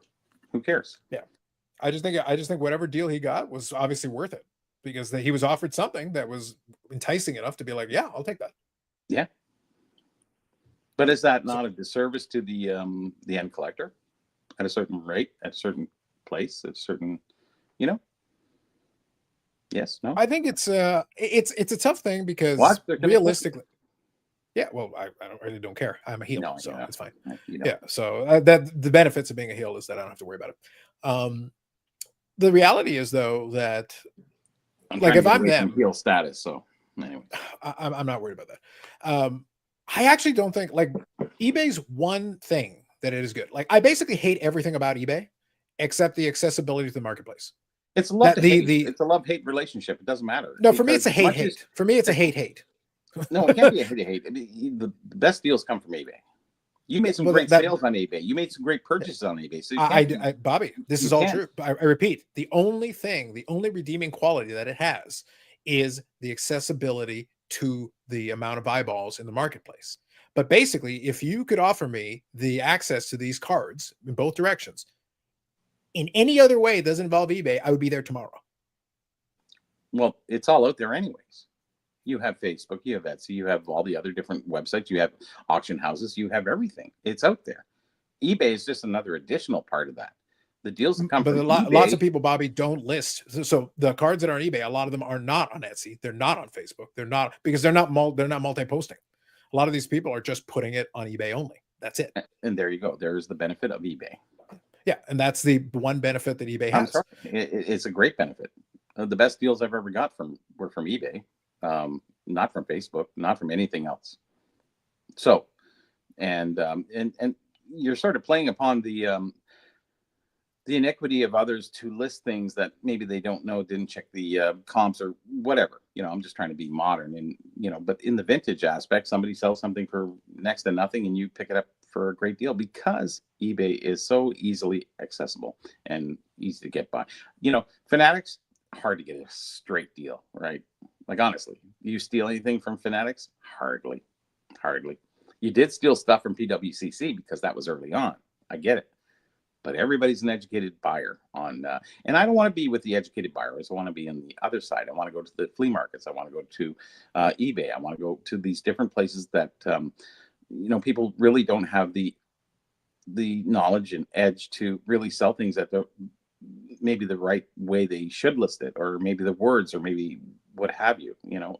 Those are the opportunity things. That's like getting a deal. It's great. Garage sale, $5. Yeah, sure, I'll take it. Why not? And that's eBay too. Buy it now, $18. Pooh, great. $150 item, $18. I'm happy. Doesn't happen on Fanatics. I'm sorry. So, and that's only as a buyer. As a seller, eBay is not as good as it once was. If you want to get, $500 for a $500 item, good luck, And like you say before, Carlos, I waited out. We had this discussion. You said, oh, okay, yeah, well, he wants to play it out. I'll wait him out a month and then see if he takes a better offer and wait it out a little longer and maybe play back and forth. You did a whole video on it, and that's the game we play on eBay for the buying. But for the selling, it's a great place to buy. Fantastic place to buy. And I will show you. Sorry, you talk about the one-of-one card, that thing? No, not just the one-of-one. Yes, in regards to yeah, but I mean with regards to everything else too. Not just the one-of-one. The opportunities are out there and they're usually on eBay. Is that going to go away? I don't think so. I don't think anybody's going exclusively to Fanatics. If I said I hate eBay and I'm never going to shop there again, I'm going to go to Fanatics, you're never going to get a deal on Fanatics. Rarely is the case. Because that's you're shopping with the educated buyer at that point, and everybody's a flipper, so you're going to compete in a high marketplace, whereas eBay is first come first served, bang, gone, and that's where the deals are. But they're even beyond eBay. They're Facebook, there are other places, marketplace, small shows, what have you, and you got to get around, and you feel better when you get a deal like on a card. If you got a Medano that you can get for $150 at a guy's table where it was $400 on eBay, you're happy as a pig in shit, because that is the fun part. It's about getting a deal, and this is why the negotiation is the fun part about the hobby, is people really look forward to, negotiating, playing back and forth. It's just part of the game, and that's the fun part of the game. But getting a great deal on something that somebody didn't realize, that's the best part of the game. Mhm. It really is. It adds to your collection, and you're happy that you got a great deal. Then you can pay full pop on something else, and you don't really care because you just did great on your last deal. And I deal in that way, whereas I don't take every deal individually. I say, listen, I did a great deal. I made $400. I'm happy. I'm going to buy something for 300 that I normally wouldn't pay 300, but I made that extra money, so I'm going to put that towards this, and I'm happy. So I'm happy, happy, happy. 3 ways. And that's eBay. Wow, 3 happies, man. It's hard to get 3 happies. 2 is good, but 3 is amazing. If you can get 4, I don't know where 4 comes from, but I'm just saying. I think at that point we're just lying to ourselves. I appreciate the there's some wrestling fantasy booking happening here, so I want to read this. Hobby Champ says, I pay for a hobby content celebrity tag team wrestling match between Ziggy/Carlos and Jay Lee/Hoj from a fan of all 4. There's more comments after this. Hey, where am I in there? I'm getting that. Am I going against Eric? I'm getting that. Hang on. Hang on. All right. So Bob Oozle responds to this: Ziggy No would double cross and give Carlos a low blow if they were attacking, bro. Oh, it's adorable. It's adorable, Bob. You'd think he'd make it to the ring. It's like almost this would be where the TV show would be like, what happened? Who attacked Ziggy in the back? It was Bobby. And his Thunderdome. Tire iron. He was in with the tire iron. The Thunderdome comes upon. Yeah, it's this Thunderdome is where we wind up. That's what's gonna happen. I think so. Yeah, at the end. Yes. Carlos reminds me of Bobby the Brain Heenan. I accept this lofty praise. He says, Bob, I'm loyal. I'd be honored to fight by Carlos. You'd never make it to the ring. By Jeremy. Jeremy is tall with a huge reach advantage. I also have barbells that weigh more than he does. Yeah, that's true. I think my right arm weighs more than he does. Anyway. He's tall, but he's very stringy. He is. Yeah, it's hard to fight those guys, but it's easy to go down low and just take them down. Yeah. Choke them up. And Hoj is a heavyweight. That's true, but he probably has bad knees. More than likely, yeah. If you carry enough weight, you got bad knees. He's the head authenticator, right? Oh, well, he's with the car ladder thing. Next. Yeah. You missed it. So at that point, it's like, Go for the knees, man. One guy is basically a string, and the other guy probably has bad knees. That's it. Yeah. It's easy. I'm still good at 60, man. Don't worry. I'm good. Yeah. I'm good to go. Got my therapist, Dr. Beckett, tomorrow to address all this rage bait. I know. Exactly. That's right. I need his podcast right now just to mellow me out. Listen, I know when I have psychological issues that I need to get through, I go to my PhD in statistics. That's where I go. You have to. Like, really. Billy says, the question is, would the hobby be better or worse without Geoff Wilson in it? Well, for me, it would be worse. It's much no, 100%. You're all wrong. For the content gods, it's way better with him in it because he says a thing, and then I get to make a video and get cheap views out of it. And this has been it's a good thing. 5 years. So, yes. Fabulous. It's run the test of time, and it has paid dividends. Yep. Yeah. The one part that Ziggy is correct about here is basically if Geoff wasn't there, somebody else would take his place. He just happens to be the guy. I love Bo's eBay live options. Okay. Live auctions. There you go. Yeah. Live auctions. I don't think it'd be Mojo. It'd be somebody. They're tough nowadays, especially on eBay. It's very hard to run a live auction because there's how many different auction sites are running every 2 months now. Then you have Facebook Marketplace, you have the regular eBay, you have all these other platforms. It's very difficult to run an open auction on unless it's a really key item and you run it for a 10-day auction. That's the only way you can really get some money out of it. But otherwise, you're lost in the, and it's time zones too. Everybody's in different. Hey, listen, I'm going up to the cottage. I'm doing this. I'm doing that. You miss 2 people on an auction, you can go from like an $800 item to a $400 item. In a second. You would, yeah. Yeah. Hobby Champ says, as long as they're not scoundrels or crooks, there's room in the hobby for everybody. But without the scoundrels or crooks, how exciting would it be? Without scoundrels or crooks, is there anyone left? Yeah. Is there anyone left? Bob says, Billy, no. Yeah, I was gonna say, like at that point, the negative is negative. The hobby is negative people. We actually went below zero. What happened? I know. Billy joined me to take down the sports card Illuminati / industrial complex. They're plotting. I like it. Yeah. I like it. Said Boozle, can we wear masks? I think you guys should. He's trying to let me wear the flashier mask, though. I love it. Listen, this goalie masks, or wrestling we're talking booking in the regular, chat like, has gotten leather really good. masks? What are we doing? It's gotten really good. Goalie mask? Well, right? Eric would be the one with the gimp mask. Does that count? Oh, he'd be the gimp mask for sure. People Yeah. You can 100% see do with the the chain hanging up. Yeah. So to finish the tag team match from earlier. So Ziggy would never make it to the ring. He'd be attacked by someone with a tire iron. It was probably Bobby. And then basically my tag team partner, quote unquote, I'm gonna put this in quotation marks, would be Eric in a gimp mask because he wouldn't want to fight Jay Lee like without it. But regardless, I would threaten him. So like you know how the Undertaker has the urn. So stick with me on this. You know how the Undertaker has the urn, and that used to be the source of his power. Mhm. Basically, I'm going to use a jar of mayonnaise and threaten to douse Eric with it if he doesn't do what I say. So I will have him right away take on the string being Jay Lee. Yep. Mm-hmm. Good work. So the jar of mayo is a great motivator. Mm-hmm. Mm-hmm. I would say. Yep. And then we'll spend several weeks trying to figure out. Yeah. And then we'll spend several weeks trying to figure out who took Ziggy out with the tire iron. But again, it was Bobby. Yeah. But we spend weeks trying to figure it out. It'll be a mystery. I told you I want to take on Ziggy in the Thunderdome, but that was like Bobby, eventually, when you're revealed to be the one behind it, then it will lead to the match in the Thunderdome. Oh, this is long-term booking, Bobby. We can't ruin it all in one show. Long-term booking. Long-term booking comes to fruition after that. Yeah. Yes. So then we've got 2 main events, not just one. I know. And I think which is the bigger main event, though? Well, once you get to the Thunderdome, a one-on-one match is always the bigger match. The one-on-one match is always the bigger match. Hello? You wind up in the Thunderdome, that right there is a main event all over it. Oh, I froze. Or you froze? I don't know.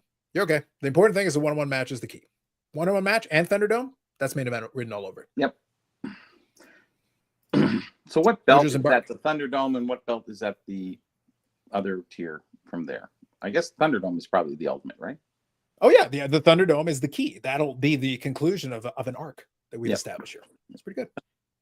Moses embark on his national tour leading up to the national. I hope we can shake his hand at the entrance of the show. There you live the dream. I got to shake his hand at the Insert Revolution podcast at the door. They entered the vintage door that day. 2023 national. There you go. Ooh, yeah. Eric's wrestling character is the high pitch Eric from the Howard Stern show cosplay with the voice and everything. That's a specific reference. Okay. I don't know that one. Interesting. The Duke's Mayo. I like Stern anyway, so. Yeah. Ziggy says, is this for charity? Most of the hobby is charity. Pam says, storyline sounds solid. I agree. Like we started off from an interesting place, but we wound up and right there, we've built already 2 solid cards. All I got to do is fill in the undercards, and guys, I can sell this. And Mike Ham, you take on the winner from me and Ziggy. Wow. I like it. Yeah. That's a challenge. That builds us up a 3rd storyline. Yeah, we're 3 in. Yeah. So we just need 2 more on the card. We got a full card. Bobby, I'm using hobby people, and already this is better than WWE shit. I think it is.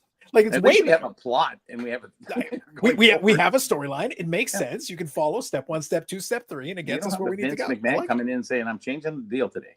So yeah. I never get to shake hobby influencers' hands. Keep working at it, Bob. Someday. There's only one hobby influencer that matters. Boomo. Bob, you're a hobby influencer. There you go. Thanks, Dan. So here you go. Carlos and Bobby, what's your stage name? Listen, I'm already Dr. Carlos. I'm the hobby doctor. Oh, boy. I'm already here. See? Right there. I might have to go back to what I was called as a nickname when I was a kid. I was called the Bat. The Bat? The Bat. Interesting. For other reasons that you may not know. I suspect I don't know. Yes, it's okay. I was called the Rabbit and the Bat. Hobby Champ says 3rd storyline is the SCR brothers versus Geoff and Teapot. Oh my God, Teapot! I'm going down with Teapot. he's got. You can just shake the shit out of him. I gotta watch what I say. Anyways, I was gonna say you're getting clipped again. Brendan says need him. Oh, so Bobby is Batman. So it would seem. No, I think he's trying to avoid saying he's Batman because he doesn't want to get sued. Maybe. I'm saying you would get sued so bad. I don't think you're really being honest. Anyways, you know what you should do though. So, oh man, Paul beat me to the punch right here. Picturing Bobby as Adam West era Batman. Yes, even Bobby from a timing standpoint, Adam West Batman is more appropriate. I think so, and it's more my era, right? That's what I'm Bobby. That's what I'm saying. Yeah. If we're gonna go Batman, we go Adam West. That's the appropriate one. That's the right one. Yes, that's true. Teapot, which by the way is already a nickname. Now the Raptor. That's like another nickname. For Nickname him, for squared. Teapot, I don't get it. Yeah, Teapot apparently. is I the don't know. Raptor.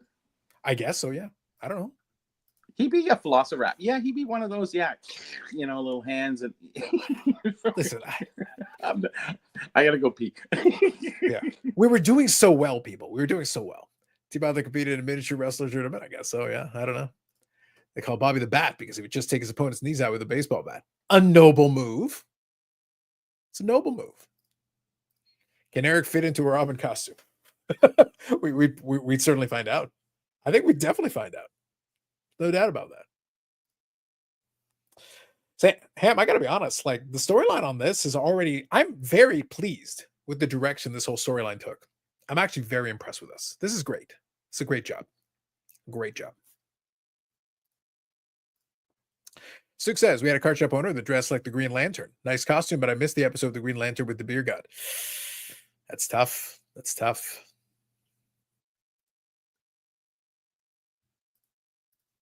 What's the name of your finishing move? What is it? Obviously, Mana Piece. It would just be a DDT. DDT is classic. Mana Piece. You just drive somebody's head into the mat. Wait, Teapot isn't his real name? I know. We're sitting on a throne of lies. It's all lies.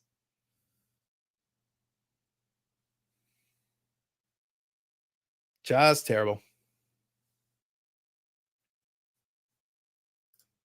Teapot has multiple children, so you know he's got some pent-up rage. Maybe. There you go, Bob Jackson. Carlos' finisher is called the comps, where he just stops the person repeatedly. And see, that'd be a pretty good one, I gotta admit.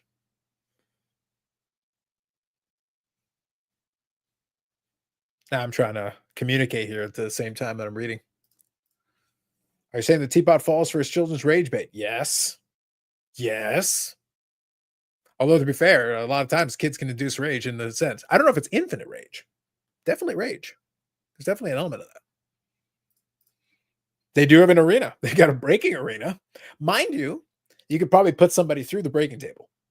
That could be part of it. You start off on one side of Cards HQ, and then you fight all the way through. So you see, since we're booking all this long-term booking, at some point, someone has to fight Geoff in Cards HQ.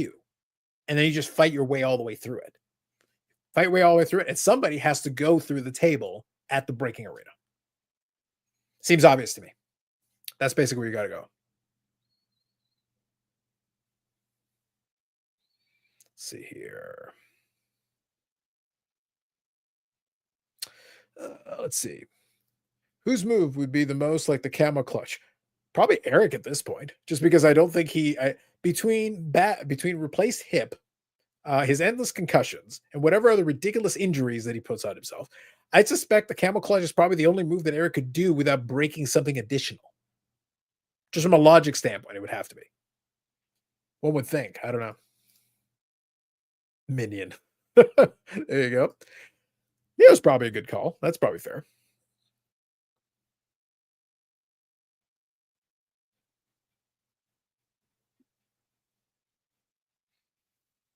I love that one random comment has led to an entire federation built on sports card influencers. I'm very proud of us. Very proud of us all. This is actually some really good work by us. Good job, everyone.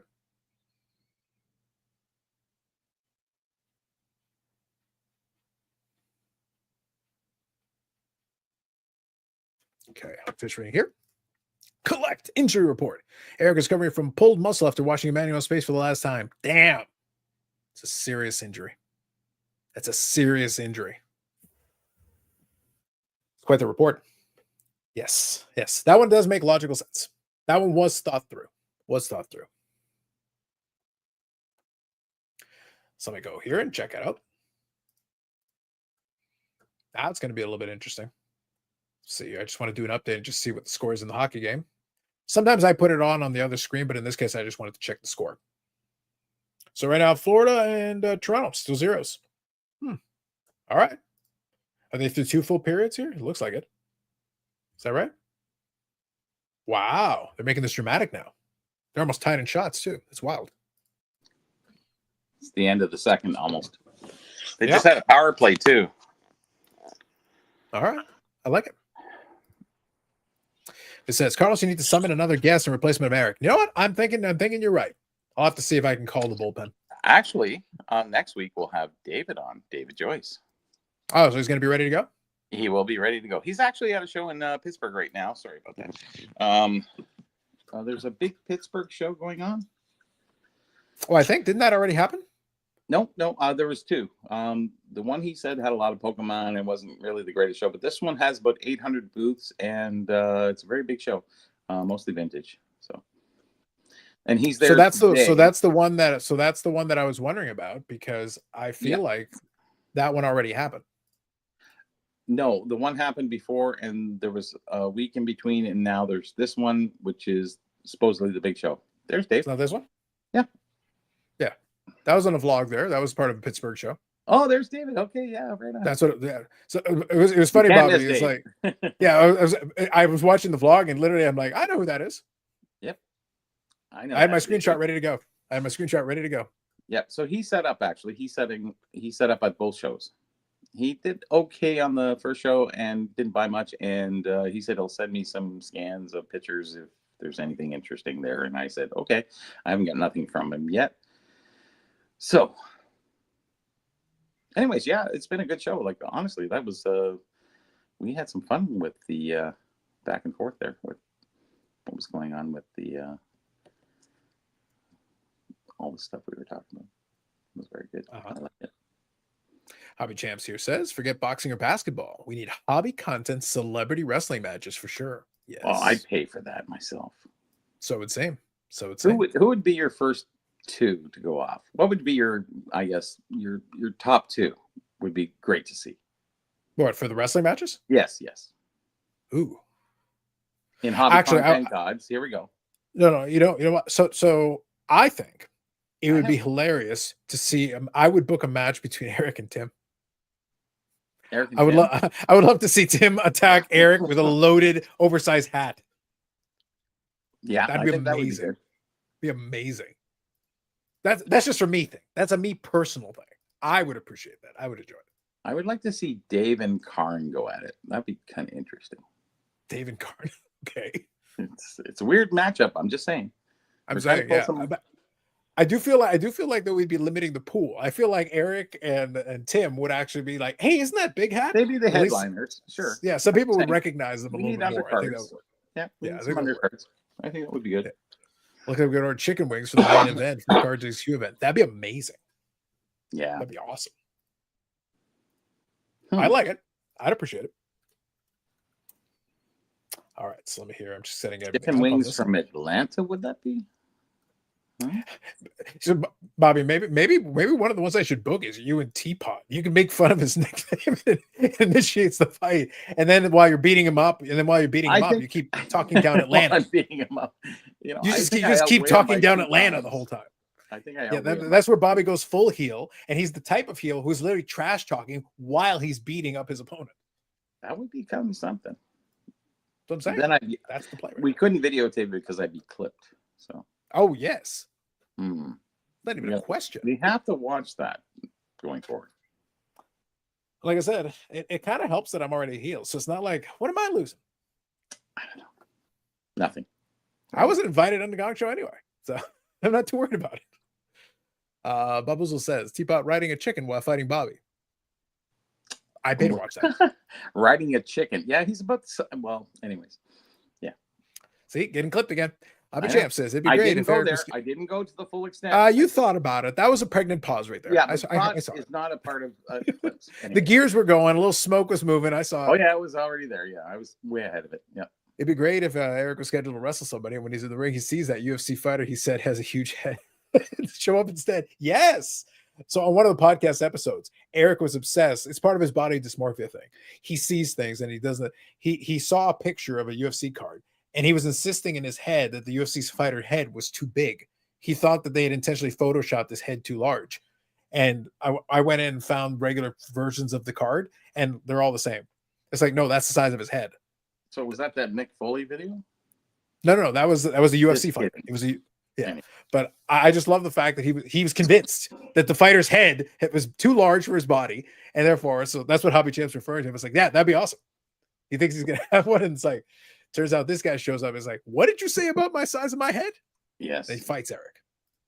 that'd be good. Eric riding piggyback on Bobby Orr would beat anyone. Oh yes. See, Stu, I like where you're going with this. I like it. This calls for a battle royale steel cage match. Man, it's getting exciting here. Getting exciting. Not gonna lie. You'd have Jeff in there for sure. Who else would be in there? We could throw Ephus Pitch in there, and he would kind of do well against. I would put him against Jeff. Yeah. Well, in fairness, and like I said, I've listened to some of Ephus's stuff over time. I don't know if anybody in the chat remembers this character. There was a character called the Genius, and it was actually Randy Macho Man Savage's brother who played this character, and he was basically a manager. And the whole bit is that he would go into these long drawn out, he would deliver these promos, but they'd be these long drawn out, promos. I could imagine Ephus basically doing the Genius gimmick, except he spends the entire time talking to his opponent, and his opponent is eventually, can we just fight? Please. Can we fight now, please? And that would be like the entire setup of the match. Catch. Yeah. That could kind of work, I guess. Like I said, Genius was there. To show up to wrestle, find out what it's UFC. Yes. The Genius was great. Yes. Bob Jackson knows who I'm talking about. Leapin' Lanny Poffo. Yes. Oh, that's good. I like Leapin' Lanny. He was actually a true tough guy. He looked like a tough guy. Yeah. The thing is, Lanny Poffo was a genius. Same guy. Oh, was he? Yeah. It's Randy's Macho Man's brother. Yeah. Oh, Lanny Poffo was his brother, really? But he was also the genius. He was the genius. Yes. Same character. They don't look like brothers. Yeah. Well, that's the thing. But he is his brother, his real brother. Ooh. Part of the Poffo family. Yes. It's all in the family. Yeah. Yeah. Tate Wilson's finisher is Hobby Positivity. Now, you see, Bob, if you're doing this properly, his finisher can be called Hobby Positivity. But much like my Man of Peace, Hobby Positivity is like him pulling out a brick of 80s Don Mattingly's and clubbing someone with them. Yeah. Hobby Positivity. It's something. It's always about the irony. It's the one who speak of peace who are the most violent in the ring. So, are we going to show and tell, or are we just going to have some fun? We can, if you'd like, while I refill my water. If you've got something you would like to show, you're more than welcome to it. Okay, I'll show a So real quick, I'm just going to read. Billy, his poems are always great. Speaking of the genius, yes. All right, so Bobby, if you want to do a little show and tell, you're more than welcome to it. I can take over from here. It's fine.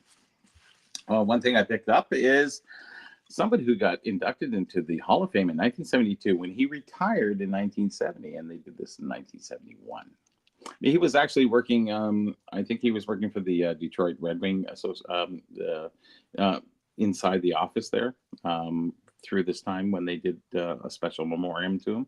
And I think that's why they did this. The Boston ones are mostly out there. The other teams are out there too, but this was the only other one that they did of a player that wasn't Boston Bruins. Sorry, Eric. Anyways, we do have some other stuff. I did get a nice lot. I will show that in 1 second. I just wanted to show you guys something else that was kind of interesting that everybody kind of likes, but a lot of people are, different on these things. This is actually, it's NHL pin set that's framed. This Western Canadian company used to issue a lot of these out there. This is actually a really nice one. It shows the 31 teams. It's really kind of nice. So they're always nice to hang on the wall, representative of the NHL of any time period. So you're looking at in the 80s there. One of the biggest lots that I did get, and I was talking about deals on eBay and what have you, I did score a lot. It was actually from the 1946, 1947, 45, 46, and 46, 47. It was the Cleveland Barons, if anybody remembers the Barons. And they were an AHL team, IHHL, which was American Hockey League, basically, at that point in time. So this is from 1945, 46. So I scored that, but I also scored a puck. I got to take it out because I don't think you guys can see through the protective covering. And this was the mascot for the for that time period. I forget what his name is. There is a name for this this mascot. I just can't really remember. So this is 1940.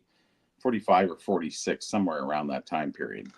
And also, I scored another puck, which is a game puck. So it's really from 1940. It was actually on the back. They did that, that punch name thing. This it says this was given to me by Bob Carse, who was actually a very top, one of the top AHL players of that time period. I think when he retired, he was the all-time scoring or point-getting person. So this is a nice old puck, and this is a game puck. So Johnny Bower would have actually touched this puck in a game back in that time period. And also what I did get, I got 2 autograph booklets, which are really kind of nice. Now, you think of minor leagues, you're thinking there's nobody really in there. Now, this is actually one of the best parts about this. This is this kid, this booklet, this autograph booklet. This is one of 2 of them. And he would cut out the programs and put the teams in there. There's a young Johnny Bower. If you can really see that, I'm not sure. And we get into something that's very unusual that a lot of people really don't know, but it is out there. It is kind of known. This is 1945-46. This is Johnny Bower. Now you say, why is it Johnny Kiskan? Because he was named that this year only, and he signed this autograph. I didn't know it was in the lot. I knew Johnny Bower was in the lot, but I didn't know he was Johnny Kiskan at that time. The next year, they had changed his name. So this is a super rare autograph. There's a lot of other great NHL players in here throughout the whole booklet and stuff like that. They all signed either on the page or below the page. We also get into the second year, which was 46-47, and we do have some more autographs. One really good one here is, I think it's towards the end here. There you go. There.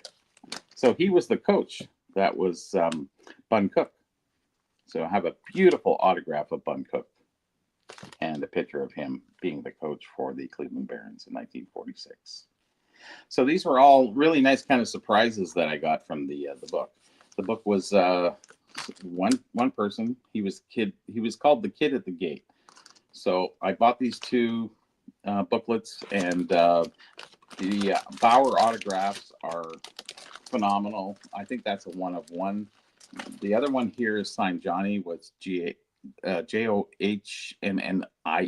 which he never really spells, but it's actually Johnny in this one. So he's known only to sign as John or Johnny, NY.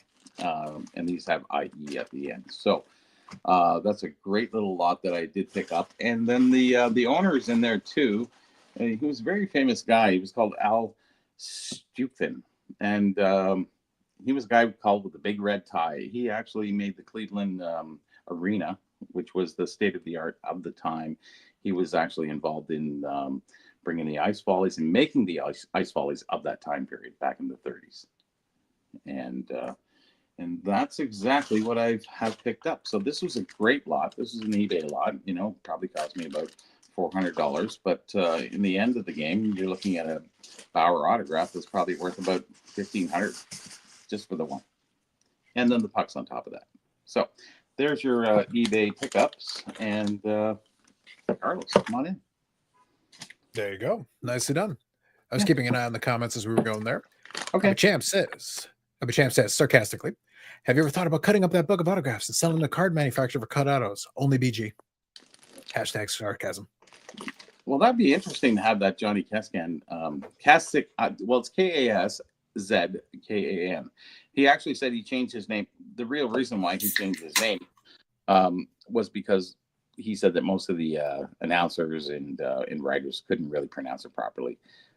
Really, Bauer was his mom's maiden name. Their parents separated when he was young. He had 7 sisters, and I think he was the one brother. And back in the 40s, it was an uncommon thing out in Western Canada to separate. So that's really the basic story behind him. He changed his name in the first year from Cascade. That's his first year playing in a major league, because he's playing for, I think, I think it was Western Hockey League. I can't remember the name of the team, but that's when he made the pros, and that was his first year, his first signing, and they even have it written in the first year book. And then the next year they put Johnny, and they spell it Y, but he writes IE. So two rare autographs for a guy whose autograph is really worth $15 because he signed so many things. I was about to say $50 might be generous. It might be generous. Yeah, it depends on what it's on. But realistically, yeah. This is where rarity takes over for, I guess what normally would be, $15 item, make those for, the multiples of times 100, times 200, 300, 500, because we're talking about rarity. We have Hall of Fame. We have the consummate representative of Toronto Maple Leafs and hockey in general. Johnny Bower is well loved and well known, and he's very collectible in a sense. His autograph really isn't, but this autograph is. So, yeah, I was going to say basically the variation of it having that specific variant with that name on it. And how many that's times what did that's he what sign? gives it 1 year. Yeah. And if you got his autograph back in that time period, good luck. And I haven't seen another. So, yeah, I think that'd be not for the same rationale exactly, but no, it'd be like the difference between having a Lou Alcindor versus Kareem Abdul-Jabbar. Exactly. Yeah. Because because obviously once he changed his name, he wasn't signing Lou Alcindor anymore. So that was it. Whatever that cutoff was, that was the cutoff. Yeah. And after that, it's Kareem. Exactly. Yeah. There's quite a few similar like that, but those are two good examples of, and Bauer is very, it is written in Wikipedia, and you look at, Encyclopedia Canada and stuff like that. All that information is there, but this is actually the first time that we can really confirm through this autograph booklet that that it did exist and it was in there. Those cutouts of the pictures of the photos were from a program from that time period. So the kid went to the extent of cutting the picture out, and then he would get them photographed and he would get them autographed. And he was called the kid at the gate. So he was the rink rat, I guess, so to speak, at that time period. So this came from one collection of one guy. So I bought it in spec without knowing that it was Johnny Bower was in there. I knew Johnny Bower was in there, but I didn't know the variation was in there at that time. Neither did I know that the Bun Cook was in there. I actually asked my friend Jason, because I got a ship down to St. Louis. I said, "Is there a Bill Cook in there or something?" Because Bill Cook's the general manager. I'm assuming he's in there. And he goes, "No, but there's a Bun Cook or something." I said, "Even better." I said, "Even better." A bigger Hall of Famer, right? So. Because you had Bun Cook, Bill Cook, and Alex Cook. And those are the three brothers that played in the NHL. Bun being the best, Bill being the second, Alex being the third. It's no suitors, but it's a start. It is. Something like that. Yeah, there are a lot more suitors. Stuke says, along that line, it'd be fun to wit Wardell Curry Singer, Steph's real name. Yes. Anytime you got the real name of somebody in there, it gives a little bit of a variation to it. Yeah. I think that makes sense. So let's see here. Just wanted to get caught up on everything. Looks good. So I'm going to pose the question. There's a couple of things that I can touch on related to, but obviously we already booked an entire hobby influencer wrestling federation. So I'm very impressed at us. That was some fine work. Showing up. I was very impressed. Where's the venue? Really? Gotta be fun. Oh, listen, by the time we can start off at one venue, but by the time we get with the amount of concurrent storylines we're discussing here, I think by the time it's all said and done, then we have to go to the Dome. We're gonna have to go to Jerry World in Dallas. We're gonna have to start hitting the bigger. Yep, we got to go to the big stadium. WWE may be struggling to sell tickets, but we're not gonna have problems. No, once we get our storylines underway and we get them really rolling, oh man, we'll be there. Yeah, sellouts everywhere. Abby Champ says, I wonder if it would sell a Mojo Sports Auto. Oh, that's hefty. I don't want to go there. I'm not saying anything. Wow. See, Bobby's trying to be a metaphys to avoid getting clipped. It already costs him trouble. If I get clipped, I'm not really saying anything bad about anybody. I'm just saying, in jest, some things, I do say, but for the most part, we're just having fun here. And, we're telling, with all the crap that's going on out there and all the fights that are going on for Pokemon machine bot boxes and stuff, like just the crazy, this is mild compared to all that. So, yeah. No, every single one of the hobby beefs and things are always kind of a joke to me. That's the reason why. So I'll touch It on it here really in a is second. that. It's attitude, and It's a joke. The whole thing is a joke. it is. Stuke says Soldier Field in Chicago during the Nationals. See, that would be thematically appropriate. That'd be pretty Mm. solid right there. Mhm. Each match starts with the sound of a gong. Easy. It truly guy. is a gong show. Easy, Bob. Just Mhm. saying. The man knows what he was writing. I do like like that one. That was a good one, though. I'll give him I, credit. I think I'm it just was saying, well played. I don't agree, but I agree in a Mm. weird way. I don't know how you say that. I agreed to this. No, I agreed. I disagreed. Agree to disagree. Something like that. Supposed to be agree to I'm disagree. trying to get in there without getting clipped. Okay. Yeah. I agree sometimes. Aha. I see. Fully committal of you. I do appreciate your commitment. So what I'll do is I'll present this. I'll reach out to a couple of folks along the way, but obviously, look, the truth is that let me just be very transparent with you guys. Obviously, Eric's horrific injury disappoints me on multiple levels because I literally had probably about 45 minutes of making fun of him scheduled throughout the course of the show. There was, I had that built into my original plan. I think it was an operation, not an injury this time. So. Yeah, but at this point he needs operations for his injuries for his operations. There's a lot of things going on. Operation injury. Yes. Yeah. You ever seen like the original RoboCop? It's basically that. They basically need to rebuild him.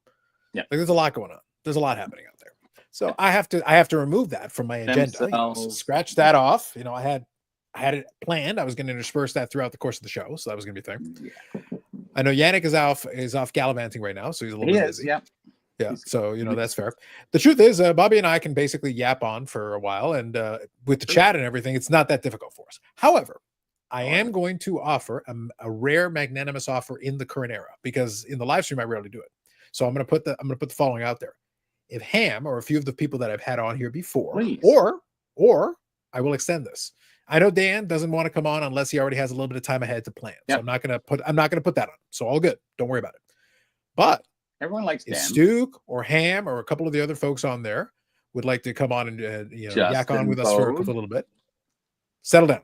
Just saying. Settle down. Just saying. Settle down. Hey, settle down. Open. Okay. All right. I did not say open. I was very clearly narrowing the field. You made some suggestions. I'm just saying. I did not make any suggestions. It's like, do not put clipped words in my mouth, sir. Do not put clipped words in my mouth. Hey, listen. There's not enough AI there for that one. He's got his hand up with a beer in hand. Yeah. Yeah, he's always got his hand up with a beer in hand. The problem is when he tries to raise his hand, the beer's still in it. Yes.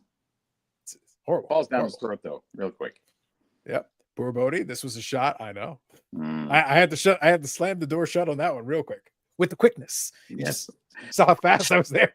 I heard the door slam. I heard the door slam. It was like before he even started talking. It was like, okay. Did Eric present a doctor's? No, but I'm going to make sure. You better believe. Listen, you think the like button rate has been bad before? If Eric doesn't have a proper doctor's note, and see, Bob's right. Eric presented a note from Dr. Becker, but Carl's not accepted. That's right. Oh, you are not a real. I better have MD at the end of this, or else that like button rate. So, in his absence, who gets charged? It's still Eric. Okay, it's always Eric. There's no time at which it's not Eric. Okay. Yeah. The contract very clearly stipulates post mortem. See, whereas Pete Rose might have gotten off the hook with the whole lifetime ban thing, Eric's contract pretty much is good for 1 trillion years after his death. It's in perpetuity, yes. Yes, truly in perpetuity. Indeed. Indeed. Yeah.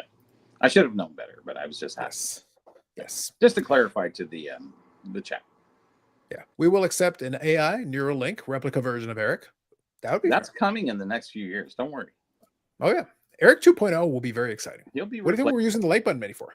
Yeah. Maybe Eric will leave the bike alone and take up skydiving. Something safer. That is true. Yeah. It's always a fun time when Bobby is the agent of chaos against the man of peace. The problem is we have two agents of chaos. Really, the agent of chaos against peace? I don't know. I'm not trying to cause chaos. As the clips suggest a lack of peace on your part, Bobby. The clips tell a different story. The previous clips are the future clips. Look, my point here is that I need to see these clips. I actually want to know which clips we got. Like, that's all I want. I want to know. I want to know which ones. You don't even need to know because they're all basically the same in a certain sense. I do remember everything that I said, and I did say a few things, push the envelope, but it was still all in jest because I kept sending them links, to my articles because I heard what they said on their show, and I'd send them links, and they would heart it, and and all of a sudden it just came up. So regardless, we're moving forward anyways. I'm good with those guys. They're good with me. So that's fine. Maybe we'll do part 3 one time soon. Maybe. There you go. There we live the dream. So let's see here. It's not my dream. I'm just saying it's just something that people need to know. So listen, I'm fine as long as we get either one of Bobby or Richard Scott to give us part 3. easy. I'm kind of like, I think Richard There's Scott. only one wizard out there, and I think it's Richard Scott. But it says, just Ziggy wins Carlos. Listen, I tried to send him the link with my mind. It didn't work. Oh my God. I forgot. I was saying Justin Bowe, but I meant Ziggy. Yeah. Well, the problem is he's probably When is writing the in last time after- Ziggy was on? Was that like 4 years ago? Ziggy was literally never on. He's No, never he been was one time. I'm sure. I'm very on. No, I'm sure. No. The answer No? no, not once. I Not don't one know single about time. that. You won't find a clip on that one either. Look for it. You Well, won't he's find been it. on everywhere else. Maybe I missed. I was going to say that's a different conversation. Yes, he has been in other places, but Oh, yeah. not here. I'm afraid. I think he always wanted to be on. Okay, maybe No, he asked about 1 trillion times. Yes. Okay, trillion. Okay. That's different. That's a different conversation. Bob Wizzle says, Bobby, bringing Carlos to the brink of war. Listen, as a man of peace, I will always evade the war. Looks like Austin Matthews scored. All right, let's see if that's accurate. what's Let's this? confirm this reporting. Let's 1-0? confirm this reporting. That would be good for him, by the way. That would be a big deal for him. He needs it. I'm gonna go see that because I got to take my pills. So, Yep, Austin Matthews. Yep, unassisted. 1-0. 1-0 Leafs right now. 1-0 Leafs. How much time's left? 15? I'm showing 13:20 on the NHL Yeah. site. So we're in the third. We need 2 goals really too. Oh, And then we're gonna go to probably gonna game need- 7, and won't that be exciting? Yes. Yeah, I think that's what I say. The funny thing is that a lot of people are wagering. They're basically like, "Oh, the Leafs would totally win Game 6 to screw it up in Game 7 because it'd be more painful." So Game 6, exactly. the Panthers are That's like, "No, exactly we're true. throwing the Panthers are like, "No, we're throwing this. The We're beating you in Rice 7 Bowl, yes. in Toronto. Losing Game 7 In in Toronto. Toronto is far It worse." happened with Boston Bruins. I don't even want to go there. Yes. Edmonton Yes. Oilers. I don't even want to go there. 93, Yes. 2000. No, I'm not even. No. Yeah. So right now, like, look, if the hockey gods want to basically torment Toronto, them winning Game 6 is 100% on brand. It is. It would make logical sense. It would be the next thing. Realistically, they should win, and then Game 7 is where the pain comes. Yes. Brendan Ryan says, "Infinite rage in a cage match." I like the fact that it rolls off the tongue. Yes. Infinite rage in a cage. I like the fact it rolls off the tongue. It's good for selling it. Infinite rage for sure. I'm going to put this back, and I'm going to go take my pills, and I'll be right back in a moment. You go for that. Champ says Ziggy used to be an enemy, but he's calmed down a bit. He has calmed down a bit. He's an enemy. He's just Ziggy. Yeah, pretty much. That's a valid one. Me not watching is not working. Don't chicks and Bobby don't move. I'm afraid you cannot contain you can only hope to contain the barrel. What was that? Sorry. Go for it. Go get your stuff. Bobby. Oh, okay. Yeah. I'll take care of it. I'll chat with the chat for a couple minutes. CTL News Alert. Hobby Champs Alliance with Ziggy No. Backlash looming. Listen. Hobby Champs, listen. They might be part of that tag team. I don't know. Hobby Champs, be careful. Be very careful. There are forces out there looking out. Gotta be careful. I always appreciate the CTL TL news. Let's see here. Good old backlash looming. Now, I was going to say, one of my favorite things related to a lot of that content stuff. And like I said, I'm still challenging you. I want someone who saw that video or who hasn't seen it yet. The last video that I made on the channel. I want someone to catch the Easter egg.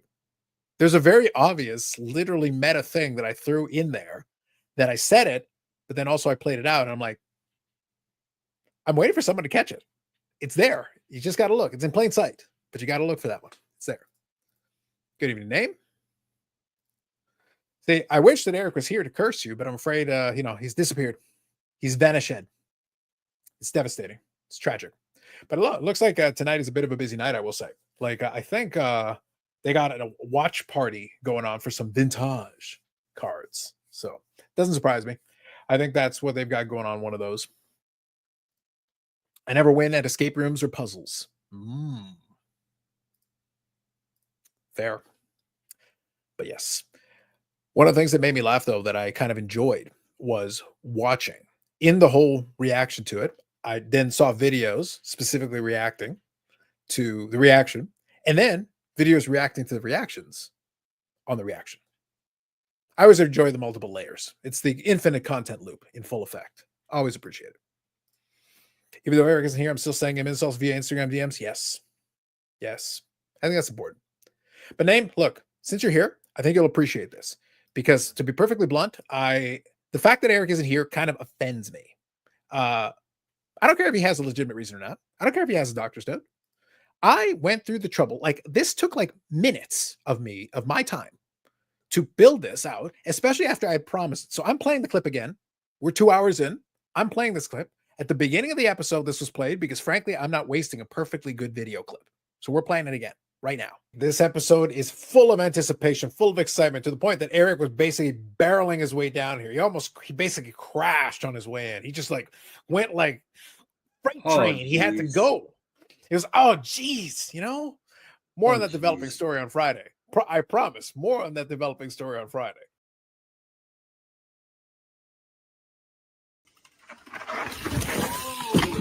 Oh, gee.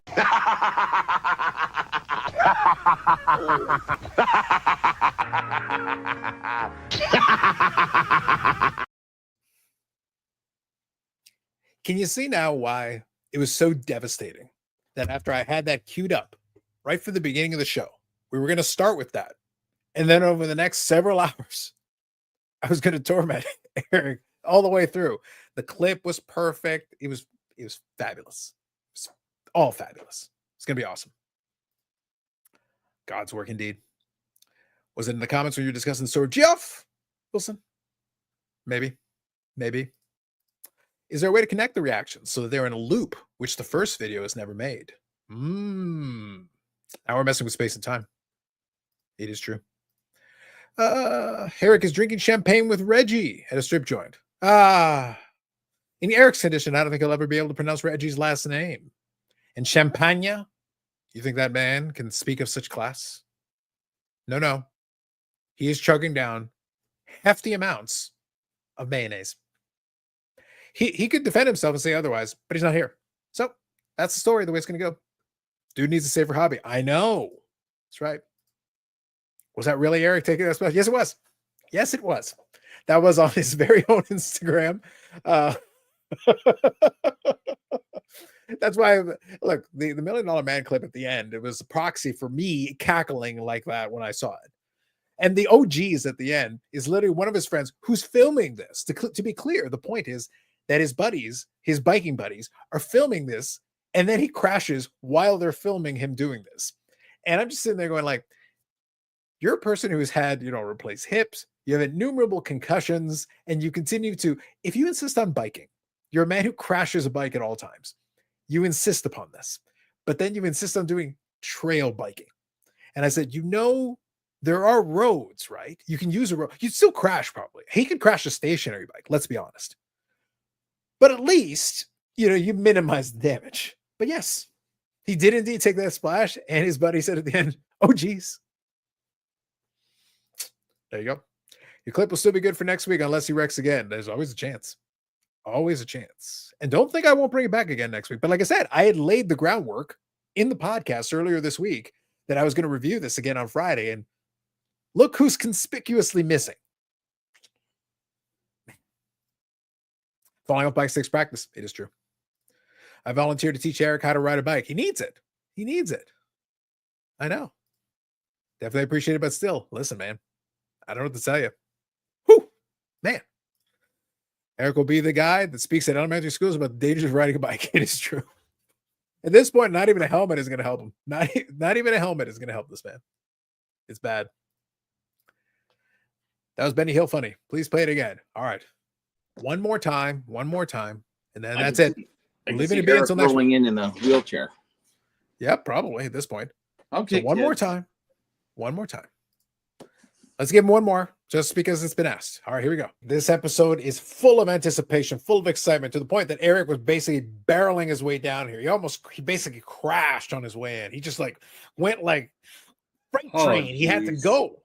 It was, oh geez, more on that developing story on Friday. I promise, more on that developing story on Friday.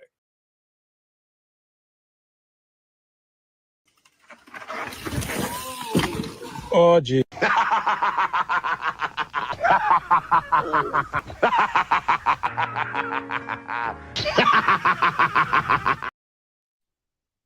Do you see how Eric says OG?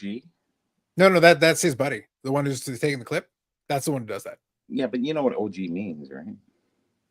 Well, it's actually cut off. It's supposed to be OGs. Yeah. The clip rolls a little longer. I'm just saying, it was OG. Yeah.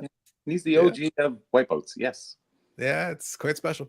Yep. You should add the Curb Your Enthusiasm music at the end of the splash. That's a solid call. That'd be a good one. Yeah. Name here says, I heard he hurt his taint. Maybe. Bubbles said the $1 Million Man laugh at the end is hilarious. Yes. I felt like it was appropriate. It's on brand. It's on brand with the show. It seemed right.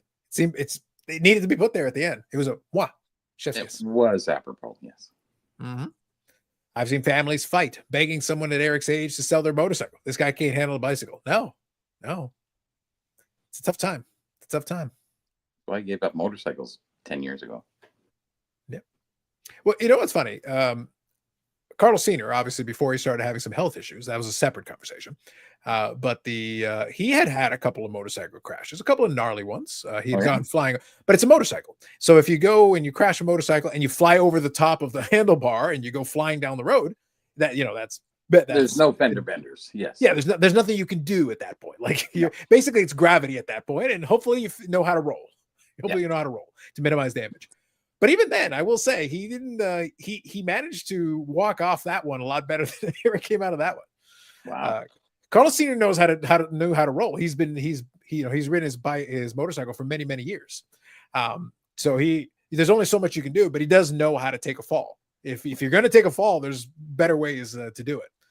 But when you're falling backwards and you basically slam your head into the thing, the part you don't see is that in reality, part of the OGs is, well, the bike is going like this and you're flipping. Well, they did have that PSA in Panamania, wherever it was, drop, tuck, and roll or something like that.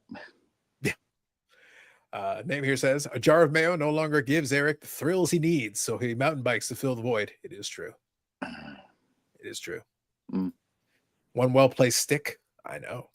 Can't stop laughing. I understand. Eric's body is 99% implants, 99.9. Basically, yeah. Cyborg. Name here. I appreciate this one. Eric fought the law of gravity, and the law won. Nicely done. Nicely done. Well done. Yes. Well done. See, this is A+ material, Bobby. Where is this slacker? This is some good stuff right now. I don't know. You can't see the computer to turn it on or something. I don't know. Terrible. So Kathy says. So we don't know. Yeah. Well, I remember it was funny because I remember the last time that I took when I was a kid, I rode a bicycle because that's for children. The last time I rode a bicycle, I remember the last time I took a solid wipeout. But again, in the same vein, you know how to fall. And at that point, in that particular case, I didn't have a helmet, and fortunately, the bike did slide. But what happened? So I went sliding off of it, basically rolling out. But when I'm about to hit the grass, I'm literally turning my body so that I can roll. The goal here is to roll. I don't want to land flush. It is. No. Yeah. All I can do, the only thing I can do to try to help myself. Yes. Yeah. The only thing I can do is I've got to give myself every opportunity to roll because it lets the momentum go somewhere. It lets the speed decrease in some way. Yes. So you can still get a little scratched up, but it's the best way of preventing. The only thing I don't want to do is hit my head. I don't want to hit my head on something solid because that's problematic. Mm-hmm. Well, so you're you did the best. I would assume. In that particular case, I was actually in a rush somewhere and I wasn't wearing a helmet. So I was particularly trying to protect my head. I was especially trying to protect my head. So I was able to actually tuck in such a way that I did, in fact, roll. And as I rolled a little bit, that killed all the momentum. So I think I scratched up an elbow a little bit, and that was basically the extent of it. But you got to know how to land. But the thing is, he's deciding to mountain bike in kind of a forest area with rocks and where he's trying to come off this height, because literally in that clip, he's coming off. He's not just riding. and just randomly falling off his bike. No. I'm like, Yeah. okay. It's not like you're driving down the straightway like 145 miles an hour like I did. So he was literally stopped, and then he's trying to land it, and then still crashed. Yeah, pretty much. It's quite special. Mm-hmm. Josh here. Good evening, Josh. How am I supposed to say good evening, gentlemen, and Eric if he's not on the screen? I know he's somewhere. I think just look. You know what? Just remember this. He hasn't made a comment yet. Maybe he can't see the keyboard. I don't know. Yeah. Look, here's the important thing. And know a time more so than right now. I think this is even more important than usual right now. And we're going to make sure we do this. What's that? Right here. At a time like this, remember, we charge Eric for every like.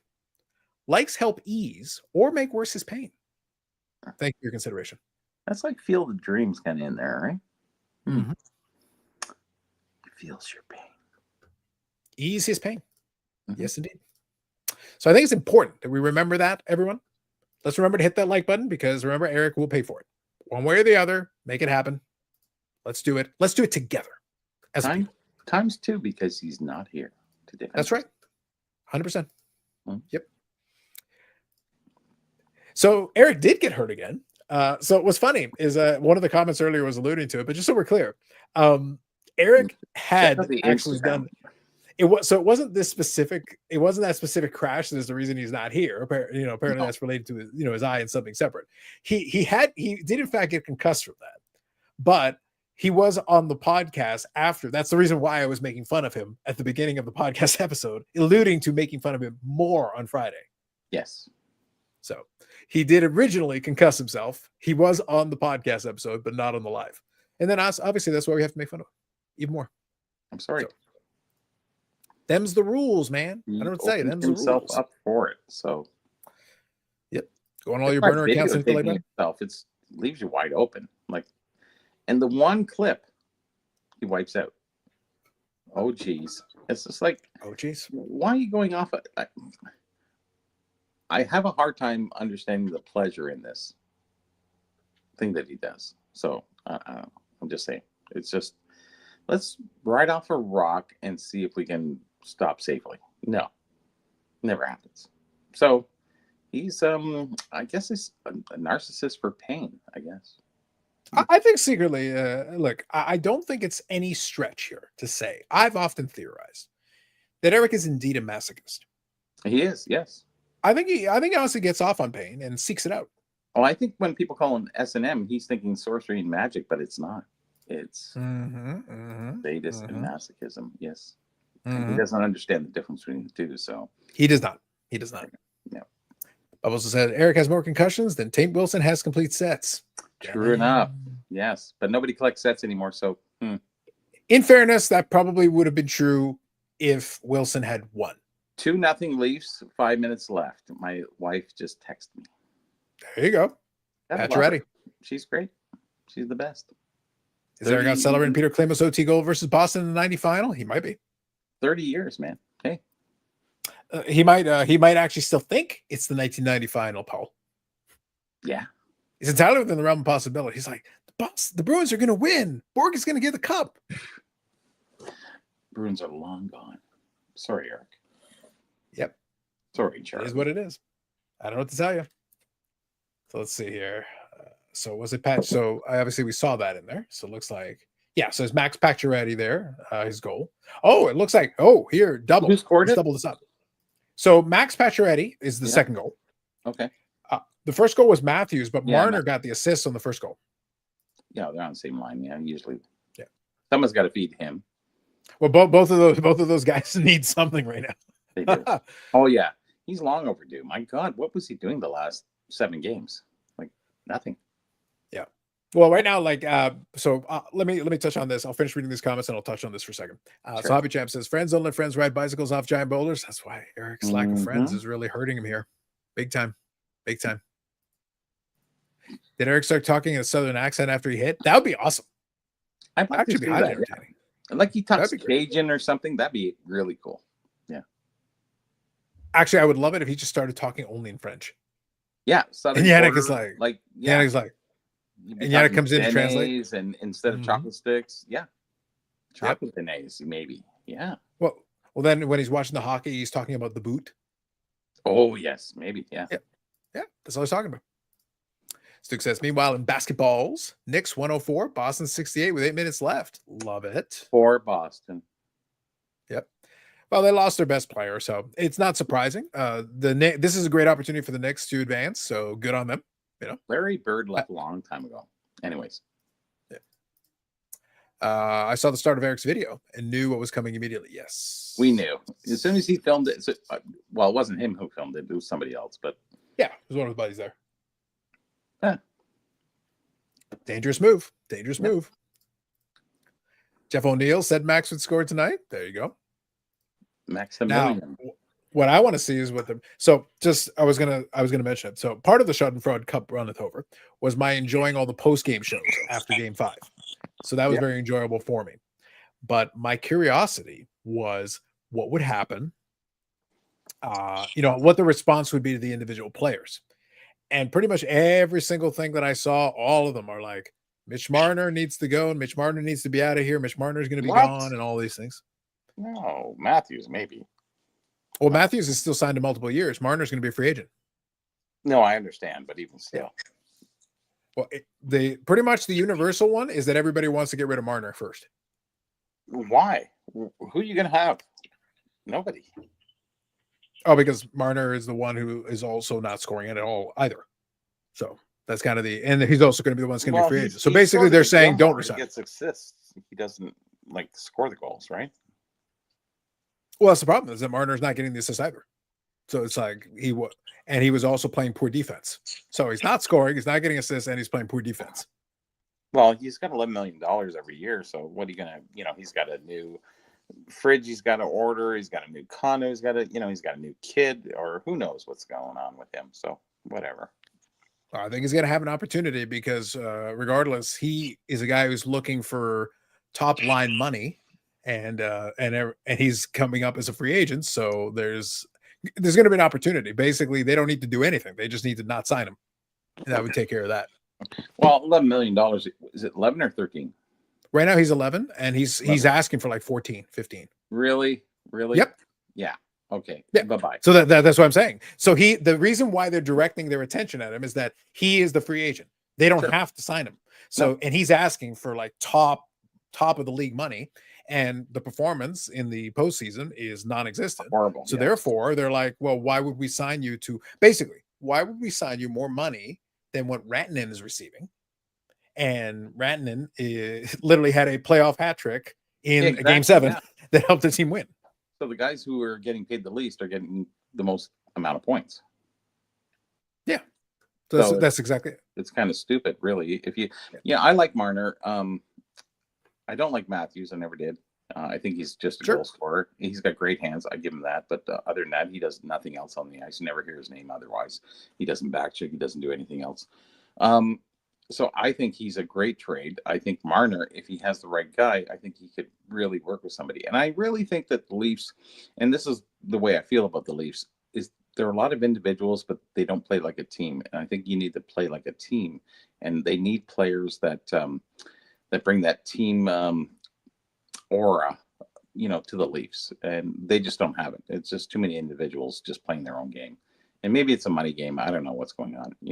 Hey, I got things going on in my life. I ordered this, Sub-Zero fridge for $17,000, and it's going tomorrow, and I got to practice. I don't know what's more important. I don't know. So I just think too much of their lives are really not into hockey. They're more into the lifestyle, as you can see by all the commercials they do. So anyway, that's just my personal feeling. Don't clip that, please. Oh, it's clipped. Paul says, I think Marner's no-look pass down the middle. It was 3-0 Florida to make it 4-0 was icing on the cake. Yeah, that wasn't the right play necessarily there. Now, what's funny is, now here's the thing. Mike is going to be on the opposite end of this, understandably so, because Mike collects Marner. So it's kind of an interesting side angle on this. Marner is second on the team in scoring, only behind Nylander, which is true for the playoffs. That is true. Now, it is predominantly assists. So including this one. That's fine. So nothing wrong with that. So this is his 11th assist. So that's pretty solid. 11 assists. Fair. So that would mean 13 points for him in 12 games in the playoffs right now. So that's a little over a point a game. That's really good. Yeah. You can't ask for more at that point. Well, you can ask for more, but I mean, you could ask for a couple of goals because it would be helpful if you generate a little bit. Some guys are, sort of like Gilmore. He never scored a lot, but he like he would set up Wendell Clark. He would, he was always there, back checking forward. Like he runs around very much like Marner, and I like that player. You need that kind of player there, but you do need the goal scorer too, and I think that's where Matthew comes in. But he's just not doing much more than scoring a few goals here and there, key goals, and it makes him look good through the regular season. But in the playoffs, where are these guys? Like, honestly.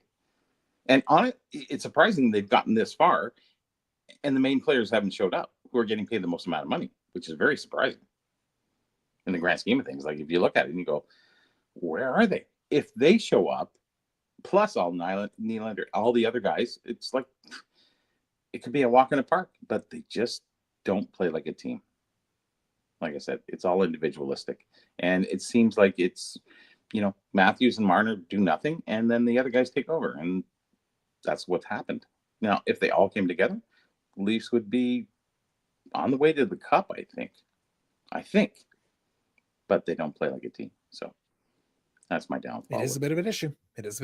And that's always been the case. They just don't play like a team anymore. Too many single guys. You look at the Panthers; they play like a team. You look at Carolina; they play like a team. Like, it's not a lot of super duper stars, but just a lot of guys who know how to play with the other guys, and the passing and they bringing it over the blue line. It's just amazing to watch. And the Leafs, let's start from our blue line and let's go at a 5-on-5 gang rush. That's going to work out to be dump and chase. Anyways, enough said. That's the truth. That's the Leafs. That's always been the Leafs.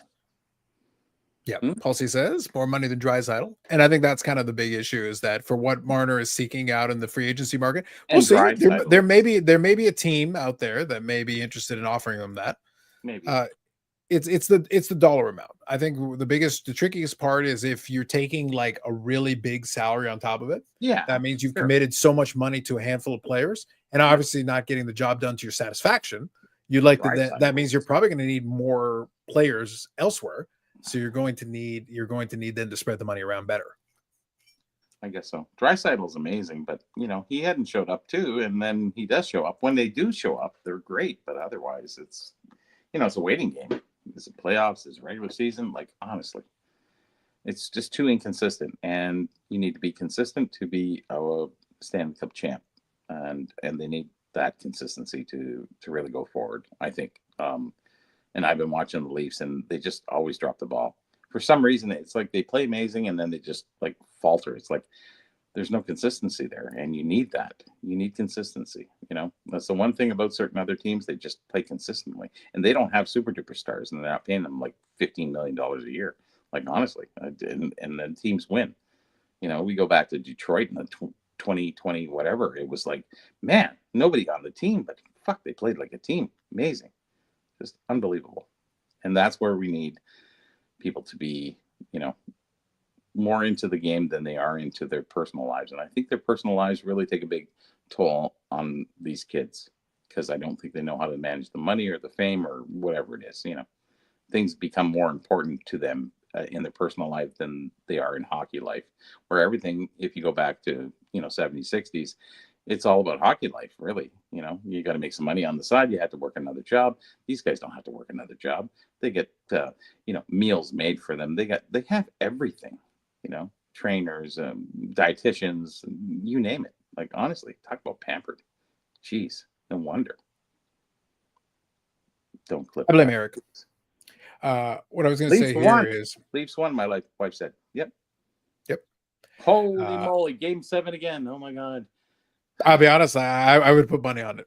I would have been like, yeah, Game 7, totally. I think we all put money on it. Now, look, we'll revisit this conversation for Game 7, but for Game 6, I'm like, no. You have to get to Toronto for Game 7. You don't understand. It's always Game 7. The script writer says you must go to Game 7. Any predictions for Game 7, guys? Pain. As Mr. T once said, pain. So anyway, what I was going to say, so Draisaitl, I disagree with you on Draisaitl, because I'm looking at his playoff stuff and he's killing it. Playoff wise, he's been the last 4 years, he's been a monster, playoffs wise, because in the last 4 seasons, he's had 32 points in 16 games. That's 2 points a game. But wasn't McDavid not showing up though? For a couple of these playoffs, he may have had some issue. The last year, he did obviously, have some last issues. year they got to the It's sort of finals. like Both guys were playing it. Were playing well. rarely were they both on key, and it was like one guy was doing stuff and the other guy was doing stuff, and it was back and forth, but never both at the same time. And it's sort of like Marner and Matthews. It's like either they're on the game or they're totally off. Yeah. The thing is, though, that when I'm looking at this, like I'm looking at Draisaitl's playoff career, he's at a point and a half a game for his entire That's playoff great. career. That's awesome. Yeah. Like it's like 124 points in 85 games. Like that's fantastic. Like you're getting full value. That guy is giving you ton. And this year he had 106 points. He's giving you he's giving you great regular season stats and great postseason stats. And he's scoring. And he also, like, he's in the same vein. Right now, this season, he has 11 assists, which is the same as Marner, but he's also got 5 goals to go along with it. Yeah. So he's scoring and he's getting assists. And so he's doing both. He's doing all the things. Yeah. And Marner lacks in there, but Marner goes back and plays defense too, so he's always running back. So the issue, though, just to put it this way, the issue though is if I'm looking at Draisaitl and he's doing all the things, and then Marner says, "I want to get paid like that guy or more," because then it's a really hard argument. Much. Yeah, it's really a hard argument. The thing is, he's asking for more than what Draisaitl's getting. Yeah, so the problem is, it's all about the money, right? Yeah.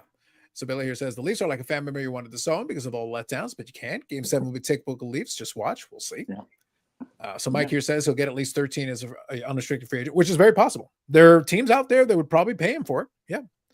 I'll be honest. Like for me, so jokes aside, I think for the way that Mitch Marner plays his game, he would benefit from playing not in Toronto. Because he doesn't actually like the pressure. He doesn't like the experience of being scrutinized the way that you will be being on that team.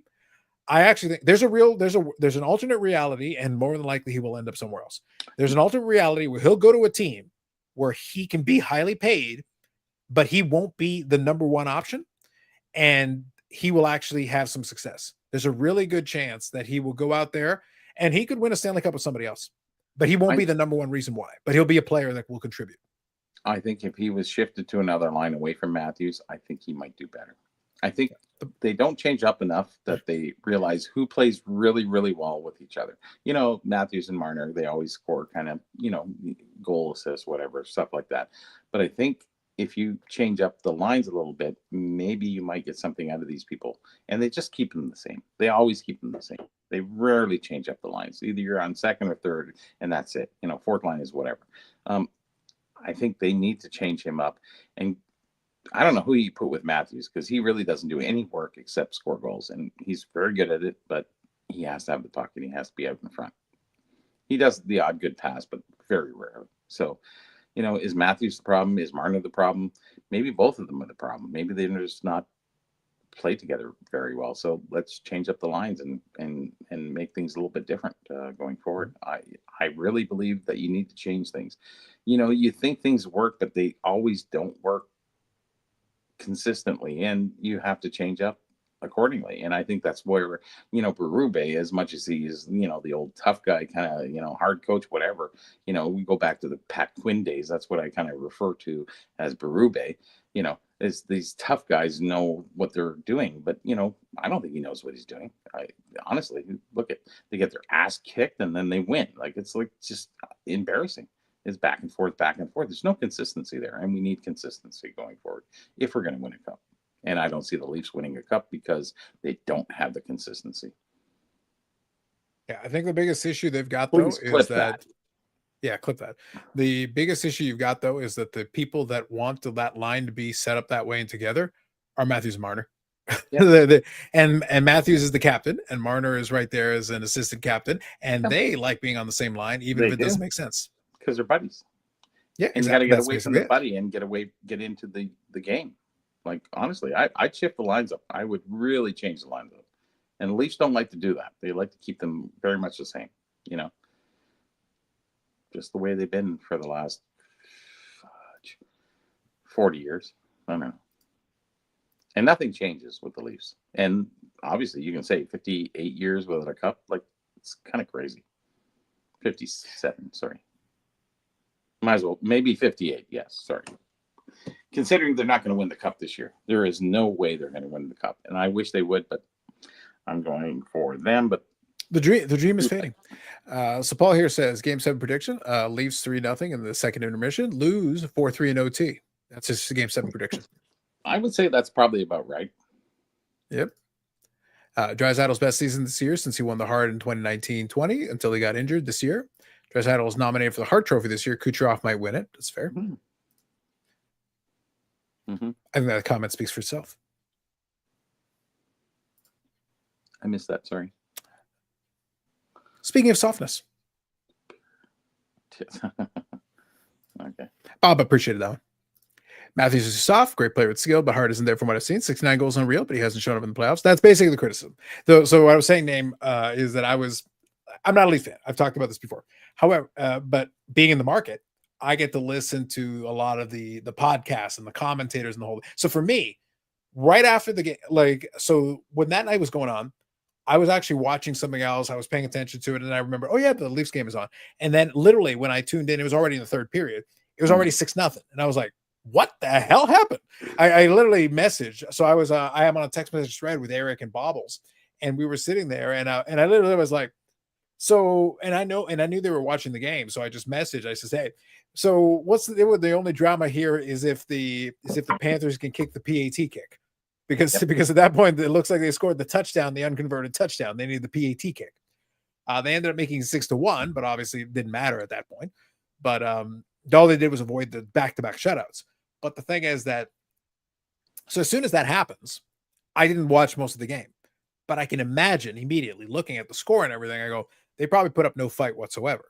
And so I'm like, all right, let me tune into the post game. Let me see what they're saying. They had a lot of power plays too, though. That was the funny part. And they looked like in the power plays, they looked like they were the man short. It was so weird. Yeah. And but that's basically what the question was. Is that was not an elimination game, but it's an opportunity to, they had won the first two games in that series. Yeah. They had won 2 games in the first 2 games of that series. They were leading the third game. So they had been in a position to go up to 3-0. Like they actually were in a position to do that. And the turnaround was so dramatic. It's like 3 games in a row. Are you kidding? It repeats itself. It's like it's Groundhog Day every day. Like with them, and that's the frustrating part with being a Leaf fan is you have so many years without a cup, and you have the hopes, and there's a lot of great players who played through the years, and we had hopes and dreams in the 70s, 80s, and 90s, but it just hasn't happened, and it's just. And at what point in time do you stop being a Leaf fan and you start looking at, hey, I don't even really care about the Leafs, and that's why I was looking at, the Golden Knights. I was just going, hey, I'm not buying any more Leaf stuff. Forget it. And I'm at the same point too. I want the Leafs to win, but if they lose, it'll be like, okay, I don't mind because it will just be a disappointment in the Stanley Cup anyway. So, and I think that's what's going to happen. The Leafs will probably lose tomorrow, and it'll just be like every other year that I've watched the Leafs for the last 50 years. Mm-hmm. 50 well, it's going to be Sunday. Well, it's going to be Sunday. Years. Huh? Yeah, it's going to be Sunday. Yeah, but still 50 years. Yeah. No, I get you. Yeah. How can you be a Leaf fan for 50 years and not win a cup? I don't know. Why don't you ask the Cubs fans? Oh, well, they had to wait more than 100 years. Ooh, Eric. Oh, my God. Yeah. Mm-hmm. They had to wait more than 100 years, so that's a different thing. Namer says, lots of room in the Oilers bus if anyone wants to be a fan since day one. So, there'll be none of that foolishness. So, I'm sitting there. So, what happens? Obviously, the Oilers have already advanced to the Western Conference Final. I hope the Oilers win. I think I don't because I'm rooting for Dallas to finish off their series, and then they're going to play the Oilers. So fuck the Oilers. Yeah, I think McDavid needs it. I think he deserves it. Nope, I think Rantanen needs it. Rantanen. Listen, no, I'm going with my team. I'm going with, listen. I am not pro nationalism when it comes to my team. It's like no, I want my team to win. Screw you guys. I know we're all that way. I just think McDavid needs that win to solidify his career to being that much better. No, for himself, he needs it, no doubt. Look, here's the thing. We said it previously, but it's true. If McDavid can win a Stanley Cup in Edmonton, they will build the statue while the game is happening. Like basically, what the All game won't even McDonald's be will over, and they'll permanently already be change to like, McDavid's. Yes. they'll already be like, hey guys, so we can put the statue right here. Like they'll already be like marking Yeah. out the section. Like, Oh yeah. they will build it for him. They will build that statue. If you build it, they will come. Yeah, that's the thing. Like it's not even a joke. Like at this stage in the game, first of all, for McDavid's legacy, huge. Yeah. Second of all, first Canadian Stanley Cup winner since '93. Yeah, that'd massive, be a long time. massive. So That's let's kind of sad, really. But the thing is, that's why I say like double. It would be for him. That would be an exclamation point and an exclamation point. That's huge. So for him, it would be like, no, they will start building you the statue immediately, like right on the spot. They will start building the statue for you. Yep. So it's big. Like they will immediately turn around and do that right away. Paul here says, I respect Carlos's position. None of this warm, fuzzy bullshit. Fuck everyone but my team. Yes. Yes. Well, it's the truth, right? Everybody has a team. So yeah. Well, for me, I'm looking at it from the perspective, obviously. I've enjoyed, and we did talk about this in the podcast a little bit, but I'll reiterate it. I've enjoyed that there was a little lull period in between during the Modano era. They were consistently in the mix, and that's all you can ask for. As a fan, you just enjoy being consistently in the mix. The team always had a chance, even if they didn't. They were in the Western Conference Final multiple times. They had multiple opportunities. They did get to a Stanley Cup. They won. They went to another Stanley Cup and lost, but can't complain. They won. And then there was a little in between kind of period there where they kind of were trying to find their way. But in the most recent iteration, like the most recent era of this franchise, it's hard to complain, obviously, without winning, if you want to win. But short of winning, if I just take the most recent era of history, right now looking at it. So right now, obviously, we're playing. If they win one more game, they would get to the Western Conference Finals. If they do so, this would be the third straight year they would get to the Western Conference Finals. So they've been in the Final Four, potentially, 3 consecutive seasons. That's still very good. That means you're consistently in the mix, consistently have a chance. Whereas the Leafs never get past the second round. Yeah. So for Dallas, it's like, it's hard to complain about that. So this is what the last several years look like. Obviously, this season is still in doubt. We'll see what happens, whatever. Hold on. Last year, they lost in the Western Conference Finals to Edmonton. The year prior, they lost in the conference finals again. And that year was to the Golden Knights. So obviously they've lost to a couple of very good teams. The year before that, they lost in the first round. Then it was a year out of the playoffs. They lost in the Stanley Cup final. They lost in the second round. And that's basically going back to 2018-19. So from 2018-19, they missed the playoffs one season, and every other year they've gotten to the playoffs. 1 year lost in the first round, 1 year lost in the second round, lost the Stanley Cup final, and almost 3 consecutive conference final appearances. That's a really good run since 2018. Obviously, you'd like to win, but that's about as good as you can do without winning something. If by miracle they do get by Florida, they have a chance of making it to the dance. I'll take whatever I can at this point. Yes, that is true. I think Carolina's already advanced in the East. So yeah. So if you get there, you would have a chance to play Carolina in the Eastern Conference Finals. And that'd be a little bit of a toss-up. We'd have to see what that goes, but it's it's asking a lot. You're gonna need some help. It's kind of interesting. So I guess we'll see. We'll find out. Who knows?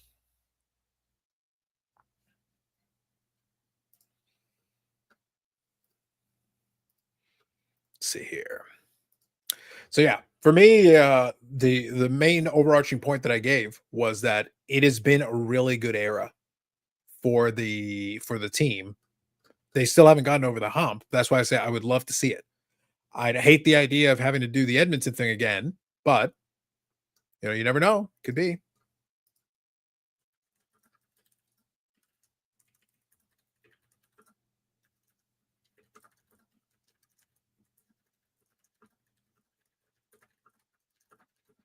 Excuse me a second. I'm just giving some really bad advice here. Okay, there we go. I've done it. Carolina's a well-coached team, but they aren't better than Florida. Yeah, I would think. Given where we're at right now, Florida would be obviously favored. They've been to 2 consecutive Stanley Cup Finals, so it's hard to argue that the team that is the defending champions don't have the edge right now. Edmonton is obviously playing very well. LA had their chance to knock them off earlier, but here's where we are. They're sitting there waiting for their opponent, and now we're going to see basically what happens with that one. So Dallas has got a couple more chances to knock off one more opponent here, and we'll see. We'll see what happens. So I'm crossing my fingers. Colorado was a tough matchup. That's one that I was worried about. This one, I felt like they had a good shot, and obviously they still do. Yeah. Winnipeg can make things interesting, but I would like to see it. We'll see. So that's why I don't know if you caught any of that, Bobby, but bottom line was last several years has been, so it's been a good run for the Dallas Stars. It's been, as a fan, you can't complain. They've been in the mix consistently. They've had chances, a couple of really good chances where a couple of things bounced their way and they're in the cup final. And they did have a finals appearance in there. And that's something, opposed to Leafs second round. They can't get past it. It's just embarrassing a lot of times. And, hope is a great thing and a horrible thing at the same time. So, you hope for the Leafs and they just always keep letting you down. Like, we're in game 7. We're going to hit game 7 tomorrow, next day. I don't hold any hope. I can't even watch the game. I'm going to have to just tune in every once in a while and see what the score is. I was going to say, if you are a person who has any strong feelings about the league, I wouldn't want to watch the game 7. That's torture. That would be torturing yourself. It is, yeah. Yeah. So I'm staying far and away from it. I'm not very hopeful, but weird things can happen. Yeah. Well, look, I'll say this, and believe it or not, I'll actually take this into a card angle here in a second. But you know what's interesting? As a result of tonight's outcome, that means that on Sunday, the Maple Leafs baseball team is going to play in the afternoon, and the Maple Leafs hockey team is going to play at night. And right now they're going to have, obviously, I think I'm going to see, so weather permitting, my intention is to go down to Christie Pitts and check out a game. Like I said, I want to check out some games, especially if you can do them on Sunday afternoon. If weather permitting, I'm in. Let's do it. Mm-hmm. But here's my thought. That means I'm going to see a lot of Leafs jerseys around. There's going to be a lot of people like crossing their fingers. The sports bars nearby are going to be crowded. Busy. Crowded. I wonder what the tickets are going to go for game 7. We're talking like Eric Lakebud money. Oh, serious business. That's serious business. Yeah, that's big. Yeah. Let's put it this way. I have higher hopes for the Leafs baseball team than I do for the hockey team. True enough. Yeah. I think the Leafs baseball team has a good chance. I think they'll be all right. We'll see how it goes. We'll see. We'll see how it goes for sure. But I just thought, I was thinking about that. I was like, yeah, if I go down to Christie Pitts and everything, that means I'm going to probably see a lot of Leafs jerseys hanging around because of the scenario. And the other worry I have is that, okay, the Leafs win the next game. That's fine. And then they get beat 4 straight after that. It's just like, why even bother, right? Like, they're so inconsistent. I can't see them being consistently good enough to really go into the semifinals. I just can't see it. So I really have little hope for the Leafs, but the hope is always there. And like I said, hope is a great thing and it's a bad thing too. So we'll see what happens. Again, I'm not, betting the farm on the Leafs winning, but if they win, that's great. If they lose, that's fine too, because I'm accustomed to it. That we needed the quote from Shawshank Redemption there. Name says Ray Ferraro was convinced Dallas was done versus Colorado because of all the injuries the Stars had. That was the reason for my picking the Colorado, because they were missing Heiskanen and Jason Robertson. So good young scorer and their number 1 defenseman. Normally that'd be enough, but it was tough. I think Colorado would be dangerous if they find a strong second line center like Kadri provided and maybe Rantanen. Wait, that's right. Two players that they no longer have. Good evening, Baz. Carlos needs to stream again on Sunday. That'd be hilarious. At least watch along. That'd be hilarious. Yeah, you're keeping consistent with doing a lot of videos, so hey, why not Sunday? After I come back hey guys, I'm back from the Leafs baseball game. Let's talk about the hockeys. I will tell you this, Bobby. I will tell you this. Based on this outcome now, my intention, like I said, weather permitting, I think it looks like the weather's projecting for Sunday. It looks good.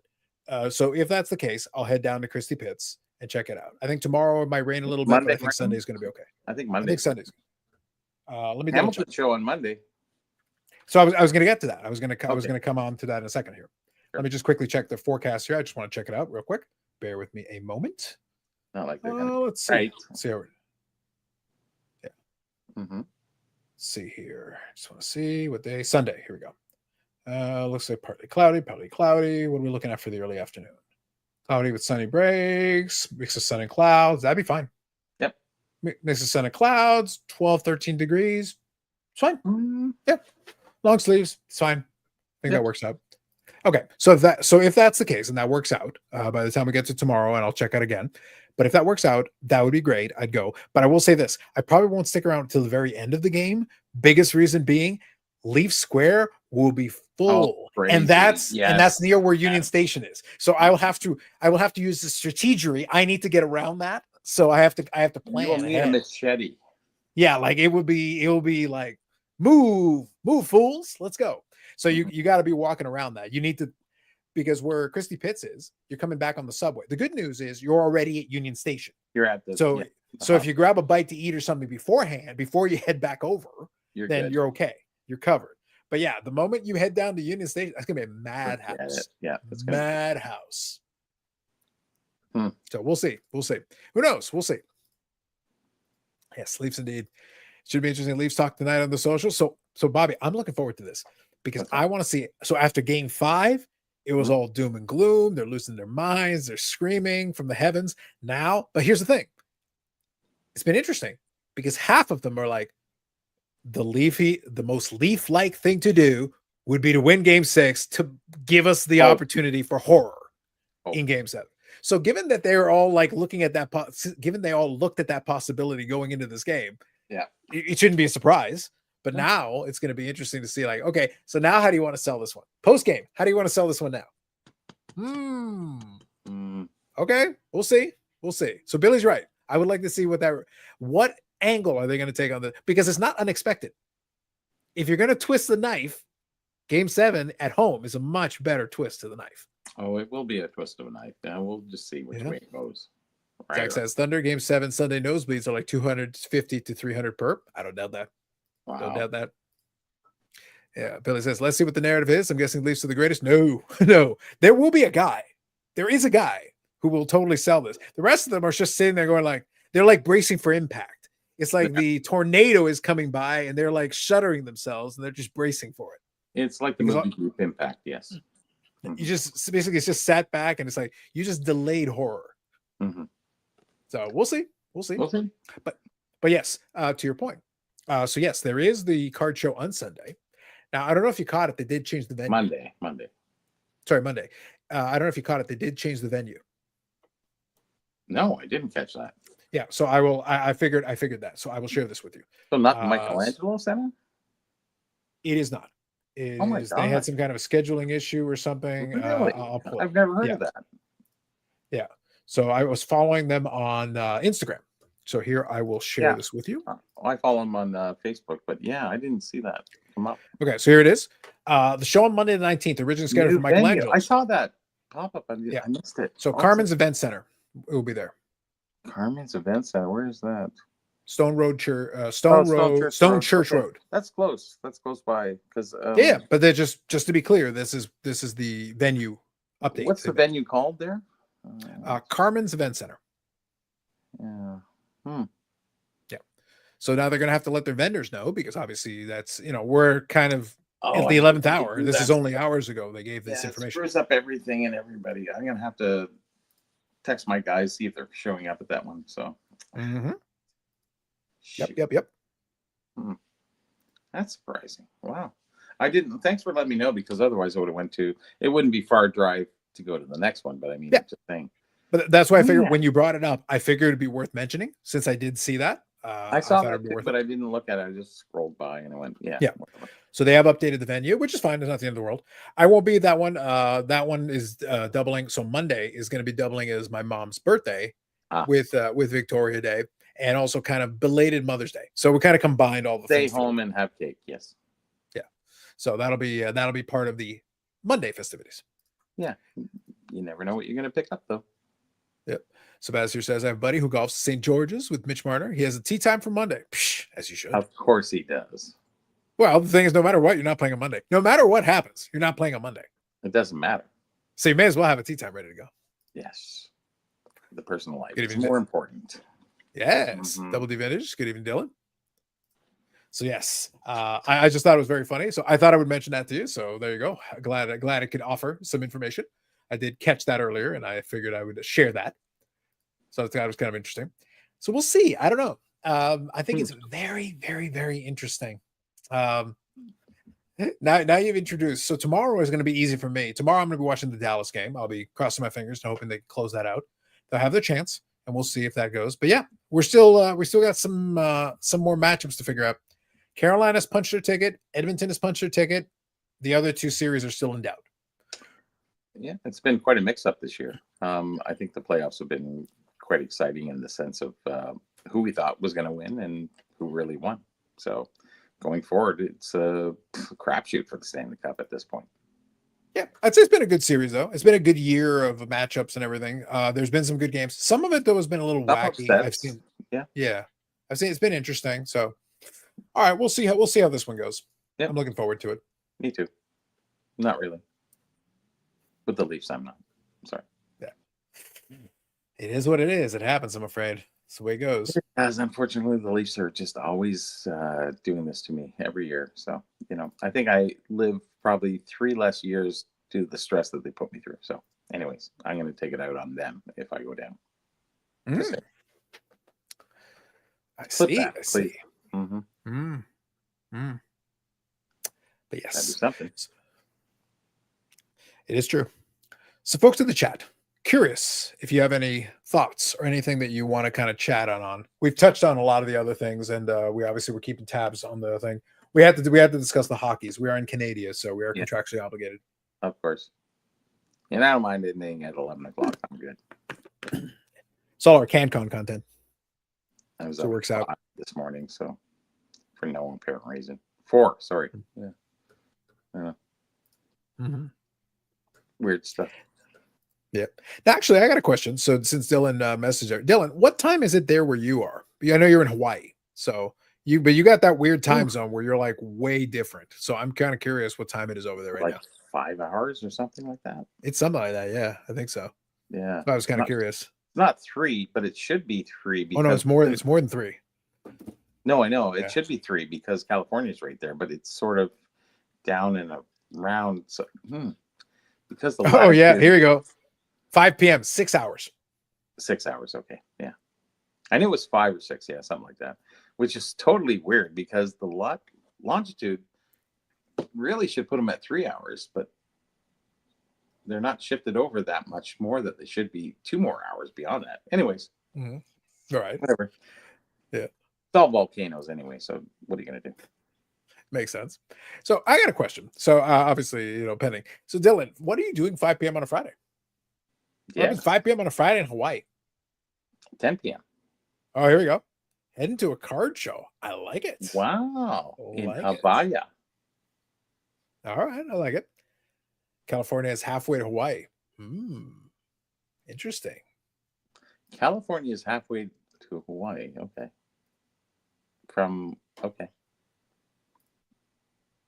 Toronto. From Toronto. Okay. That's better. That's here. So Soto returns. The Yankee Stadium was a little flat tonight. He'll be jeered for years to come. That generational 284 hitter. Listen, considering the state of the game right now, 284 is generational. Yes, it is. Yeah. I think Baz is trying to be sarcastic, but let's face it, Soto is far better than anybody else the Yankees got. But Carlos Aaron Judge, don't care. When he breaks himself for the 47th time, he's had some good years though. This is kind of fun, but it's like I don't know. He's just this really tall dude. Am I supposed to be impressed by that? I don't think so. Yeah, not the days of Ted Williams. That's right. Look, the good news for him, and obviously he's hitting for high average too. He's hitting for average and power, so I got to give it to him. But look, the important thing is, if he goes to the World Series, can I rely on him to make a catch? Maybe. Don't think so. Maybe one. Well, they lost the World Series in part because he couldn't make a catch. It's great. Yeah. It's fun because the Yankee fans are always kind of bitter about the whole thing. But the reality is the Yankees aren't winning shit. It's the regular season. I don't care if you win 162 games. It won't help you. Once you get to playing the good teams in the playoffs, we'll see. They're gonna need something. Soto's an excellent player, and he's very good, but he warms up as the season goes on. He's never hot. We're only in May. Honestly, if he's hitting 284 right now, that's actually pretty good for May. I think he's hitting less than that. True. Hawaii's way out there off the coast of California. People forget how far it is. Yeah. Well, apparently 5 hours in terms of time zones. So 6 hours, I should say. 6, yes. Yeah. Pretty impressive. Not bad. So if it's 3 hours, it's not 3 hours in longitude? I can't. Oh, I have no idea what the cutoff is and how they figure it. Sometimes I wonder if they like they just randomly like, hey guys, like savings time and just At a certain point, it's like, you guys are just making this up, aren't you? You just like I think so. this is the cutoff. I could imagine if you went to the left. It's like, imagine if you just left the line. Oh, you're only 2 hours, and just to the right of the line, you're 3 hours.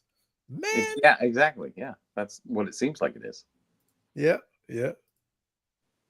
And then you go over to England, that's 12 hours. So 1, 2, 3, 4, 4 times 3. Yeah, it makes sense. Fuck. Who knew that? I guess we all know now. Yep, there you go. Ta-da. 284 career average. Yeah. I'm expecting 99% Pokemon, made my 80-year-old vintage collecting Pretty friend much, Cruz. yes.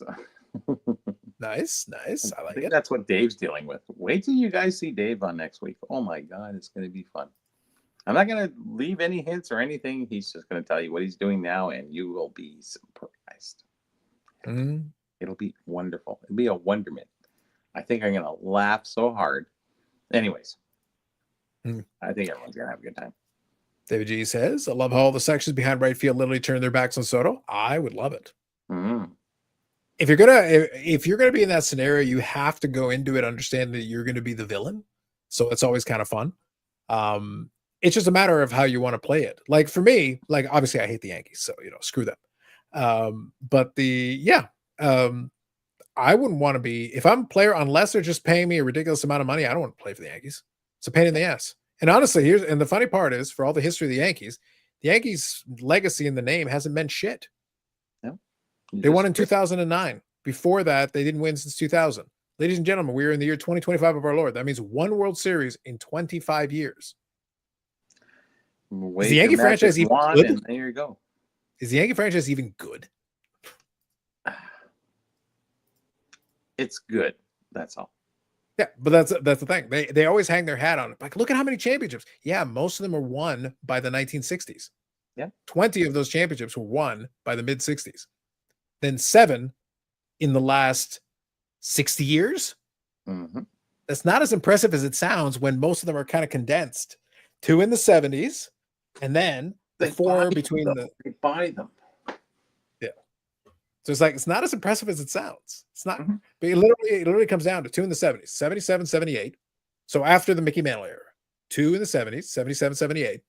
Then you have to go all the way to the Jeter era, 96, 3 in a row, ending in 2000, and then 1 in 2009. And that is the entirety of the Yankees' history since the 60s. Yes. Otherwise, they were dominant force since the 30s. Yeah. Yeah. Well, they go back to 20s with Ruth, but yeah. Yeah. So basically, Ruth Gehrig, Joe DiMaggio, that run, and then with Yogi Berra and those guys into Mantle, and that's what carried it. Yep. Yeah. True. Yeah. So Baz here says, how many of the Leafs won in the past 6 years? You can't use that comp, Baz. You know why? No, but you know why you can't use that comp? Here's the thing. It's important. You know why you can't use that comp? Because nobody thinks the Leafs are an iconic franchise. Just the people who are the Leaf fans in that. And that's it. Yep. Nobody else. Nobody else. So you can't use that comp. Nope. They're the Washington Generals. And yeah, and it's funny. We're hockey town. Like, how does that work? Yeah. I don't know. If anything, to be honest, the better comp, if you want to use the Yankee comp with the championships, the Montreal Canadiens would be the better choice on that. Yeah, for sure. Because they're the ones who have the most championships. They've been doing too much lately, but even still. But they're the ones who have the most championship in hockey, so that would be appropriate. Yeah, 24, sure. Yeah. Leafs have. Yankees about beat by Houston Trash Cans a number of years. Indeed. Went to the new LCS today. Sometimes I wonder what goes through people's heads when they open these things. $40 blaster said he was making $5 in singles. Maybe his dad. Maybe mostly his dad's Zero Strawberry PC. No one actually hates Eric. I don't know. Some people might. Nobody loves Eric, though. Here you go. So Baz here. 70 since the 60s. Leafs 0, but Yankees ain't shit. No, they're not. They're not shit. Yeah, they're not. Nope. No. And like I said, I repeat, you can't do that comp. It's not a valid comp. True enough. Nope. Because the last time the Leafs won a championship, there were only 6 teams. Yeah, true enough. So literally nobody they're not Year comparable. before, yeah, they went 12 teams. Yeah, they're not comparable. Once they got competition, they're right. Yep. And they shouldn't even won in '66 because they didn't have. If you look at the team, it's a lot of old guys. Like it's amazing how they won. Oh well, that was they had a bunch of guys at the end of the rope there. Yeah, they sure did. Like kind of crazy, really. Think about it, but Well, you would have probably would have had a better chance if Harold Batter had been the owner for that run there, because there were talent. They had talented players, but they never put the pieces together. Yeah. And then people were coming, they would come and go. You got Riddle, Lanny McDonald, and then he wins a cup with Calgary. And then you have, I don't know, there's so many players that came and went and that became somewhere else they became famous. And here they were nothing. So I don't know. Mm-hmm. Anyways, that's a Leaf. Zachary says, don't know about you all, but I've seen many shops open and close since the COVID boom. Yes. Mm-hmm. These fans are delusional, but Yankee fans are haters. No, the Yankee fans are delusional. Yeah. One championship in the last 25 years. Yeah. Yeah. One championship in 57 years. Leafs. Mm-hmm. I think we're twice as bad. So we are the delusional for sure. Yes. Who's we are? You're the Leafs fan. I'm not. No, we and pluralistically. Yeah. The royal we. The royal we. Yes. The royal we. Not you. No. Yeah. Leafs could be compared to the Sabres if they're lucky. I don't know. I think the Yankees are closer to the Sabres. Yeah, the Sabres are another. Yeah. Or you can talk about the, Bills, whatever. Oh, the Bills at least got the 4 Super Bowls. Yes. Yeah, at so least. They do have that going for them. Now I want to have a little bit of fun here. Let me see. I wonder if the Google can hit me with this. I'm curious now. Hit you with the one. Have a little bit of fun with this. I'm basically going to try to put a little query together and see if I can find something. Have a little bit of fun with it. Yeah. Let's just see here if I can do this. Oh, this might work. Stat Muse. Perfect. Here we go. Let's see. So we have no takers for Mike Ham. I'm going to bow out soon, but I'm just saying, where's Mike Ham? Is he watching Friday Night with Phil or something? Like where? I've no idea. Ham disappeared a while ago now. Yeah, I know. He came. Yeah. Yeah. Mm-hmm. Fair weather. Gotcha. Oh yeah, easily. Let's see here. Yankees have one championship the past 16 years. I don't think so. We're not counting that. No. You don't get to play that game. Because I'm sitting there going, they had their run of 3 consecutive championships, lost in 2001, lost in 2003. They're good at losing World Series. They're good at that. 2009 was a bit of a fluke. Let's be honest. A-Rod was on that team. Are we sure we're even counting that? Mr. Can't get to the Hall of Fame because of steroids. Are we sure we're counting that one? A-Rod didn't take steroids. He invented them. Anyway. He invented them. Yeah. I don't know. I think Baz is trying to defend a shitty team. I got to be honest. I can pretty much invalidate all the Yankees World Series championship. I don't think they even won a World Series. I gotta be honest. I don't think Babe Ruth's even real. I wasn't alive when he played. Bobby, did you see him play? Well, actually, I don't think the Babe Ruth rookie card is real either. So we can take it to the Baltimore, newspaper there and just that's true. say it's a schedule and move on, and then there's no Babe Ruth. That's true. Billy says Yankees usually at or near the top of the payroll since the mid 80s. That always helps in no cap sport. And yet, what is it translating into? You spend all that money. Unbelievable. Yep. It just doesn't help. So the good news is, if it makes it feel any better, in that era, so the Yankees have, there's 7 championships. I can go to start defending the Leafs. Listen, you might have to defend the Leafs. Please. I don't need to defend the Leafs. I don't care about the Leafs. I sort of care. But the Yankees are trash. So I would rather just bash the Yankees, given the choice. You can bash both. It wouldn't hurt. Not that hard to win when you literally have no budget? Yes, yes. Where's Bobbles? He could tell you about Babe Ruth. Listen, if I was talking to Bobbles, he could tell us about Cap Anson. I think we'd be about a half an hour. That'd be pretty good. Yeah, I was going to say, like, Babe Ruth. It's like, that Babe Ruth is one of the newfangled players. I sent an SGC one time, and it just got back as yeah. Okay, don't clip that, please. Might work out. Yeah. Might. Just might. I would love to see that. It's like, I don't even know what to make of this clip. At that point, I don't know what to tell you. I think that's most of the clips. Let's see here, Billy. Hoping. Yeah, go 7 titles in 6 years, respectively. Is it though? Is it though? Let's be honest. If I cut out 96 to 2000, that's more like 3 titles. Yeah. 3 of them were in a row. 3 in a row, 96, then 98, 99, 2000. I don't know. Make Eric do a 6-hour live stream next Friday to make up for this nonsense. I might just leave him here and force him to do it all by himself. Yeah, because he can rant pretty good. Well, I basically would make him, I would force him to do the entire episode talking about nothing but mayonnaise. And his eye operation and whatever. Well, it better be a cybernetic eye. Like I'm expecting serious things. I want this to be like, I don't want the story to be like, oh, I just had like a quick thing on my eye. No. I want like a cybernetic eye. I want you to be able to use it. It should have heat vision. Should be able to fire lasers out of it or something. Something cool. Man, you can look through him, and he's got that. Yeah, eye. Maybe with an improved eye, he could realize that his one touches are upside down, and then finally fix it. Maybe that might rectify everything. It couldn't hurt. That would change the whole show. He's like, I didn't realize how wrong I was, and there's just so many one touchers. They're all upside down, all of them. That's why. And for that, you get paid twice the like button. It is true. It is true. There you go. 3 in a row is not an easy accomplishment, even though they had the highest payroll. Psh, the Oakland A's did that in the 70s, man. Yeah. They did. The Oakland A's won 3 World Series in the 70s in a row. And the Cincinnati Reds won 2 in a row as well in the 70s. So basically 2 teams kind of dominated a 5-year period there. Yeah. Actually, I think it was worse. So I believe it was the Oakland A's for 3 straight years, Cincinnati Reds, and then I think that's where the Yankees had their 2. So I think it was basically 3 teams won in a 7-year span, and it was just 3 in a row, 2 in a row, 2 in a row. Kind of weird. It's kind of weird that it worked out that way. Houston Astros in there somewhere?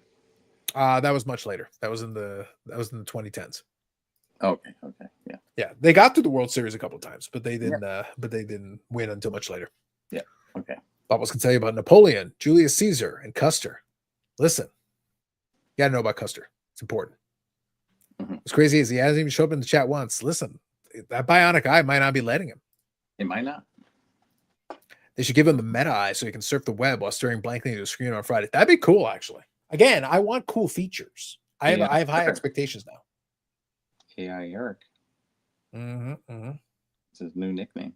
Coming to it. I think so. All right. So what I'm going to do, I don't mind winding her down a little bit early. Here's the thing. I could pick on a couple of things, but I don't have anything specifically that I want to touch on. And if I can't make fun of Eric, it kind of ruins some of that. Like I said, I had about 45 minutes worth of making fun of Eric built into my agenda for this. And if you look at the time, half an hour at least. So, and if you look at the time, that's almost bang on to what normally would be a 4-hour show. I lost 45 minutes worth of good material here. Ooh, yep. That's tough. I'm tired. I got up early, so I'm a little bit fading here. So yeah. So I'll put it out there one last time. If somebody who has been on here, one of the hams or any of them are kind of lurking in the background, if you want to pop on and chat for a couple of minutes, you can to relieve Bobby. Otherwise, we'll call her early in this episode, and then we'll come back next week. And one way or another, if I have to personally develop entire video packages to make fun of Eric to make up for the difference, I might have to do that. Gives me enough time. Don't tempt me with a good time. I will do it. Or maybe you can get Name on. Wow, wouldn't that be something? Well, it was easier. It was easier when Name was at the show. It was so much easier at that point.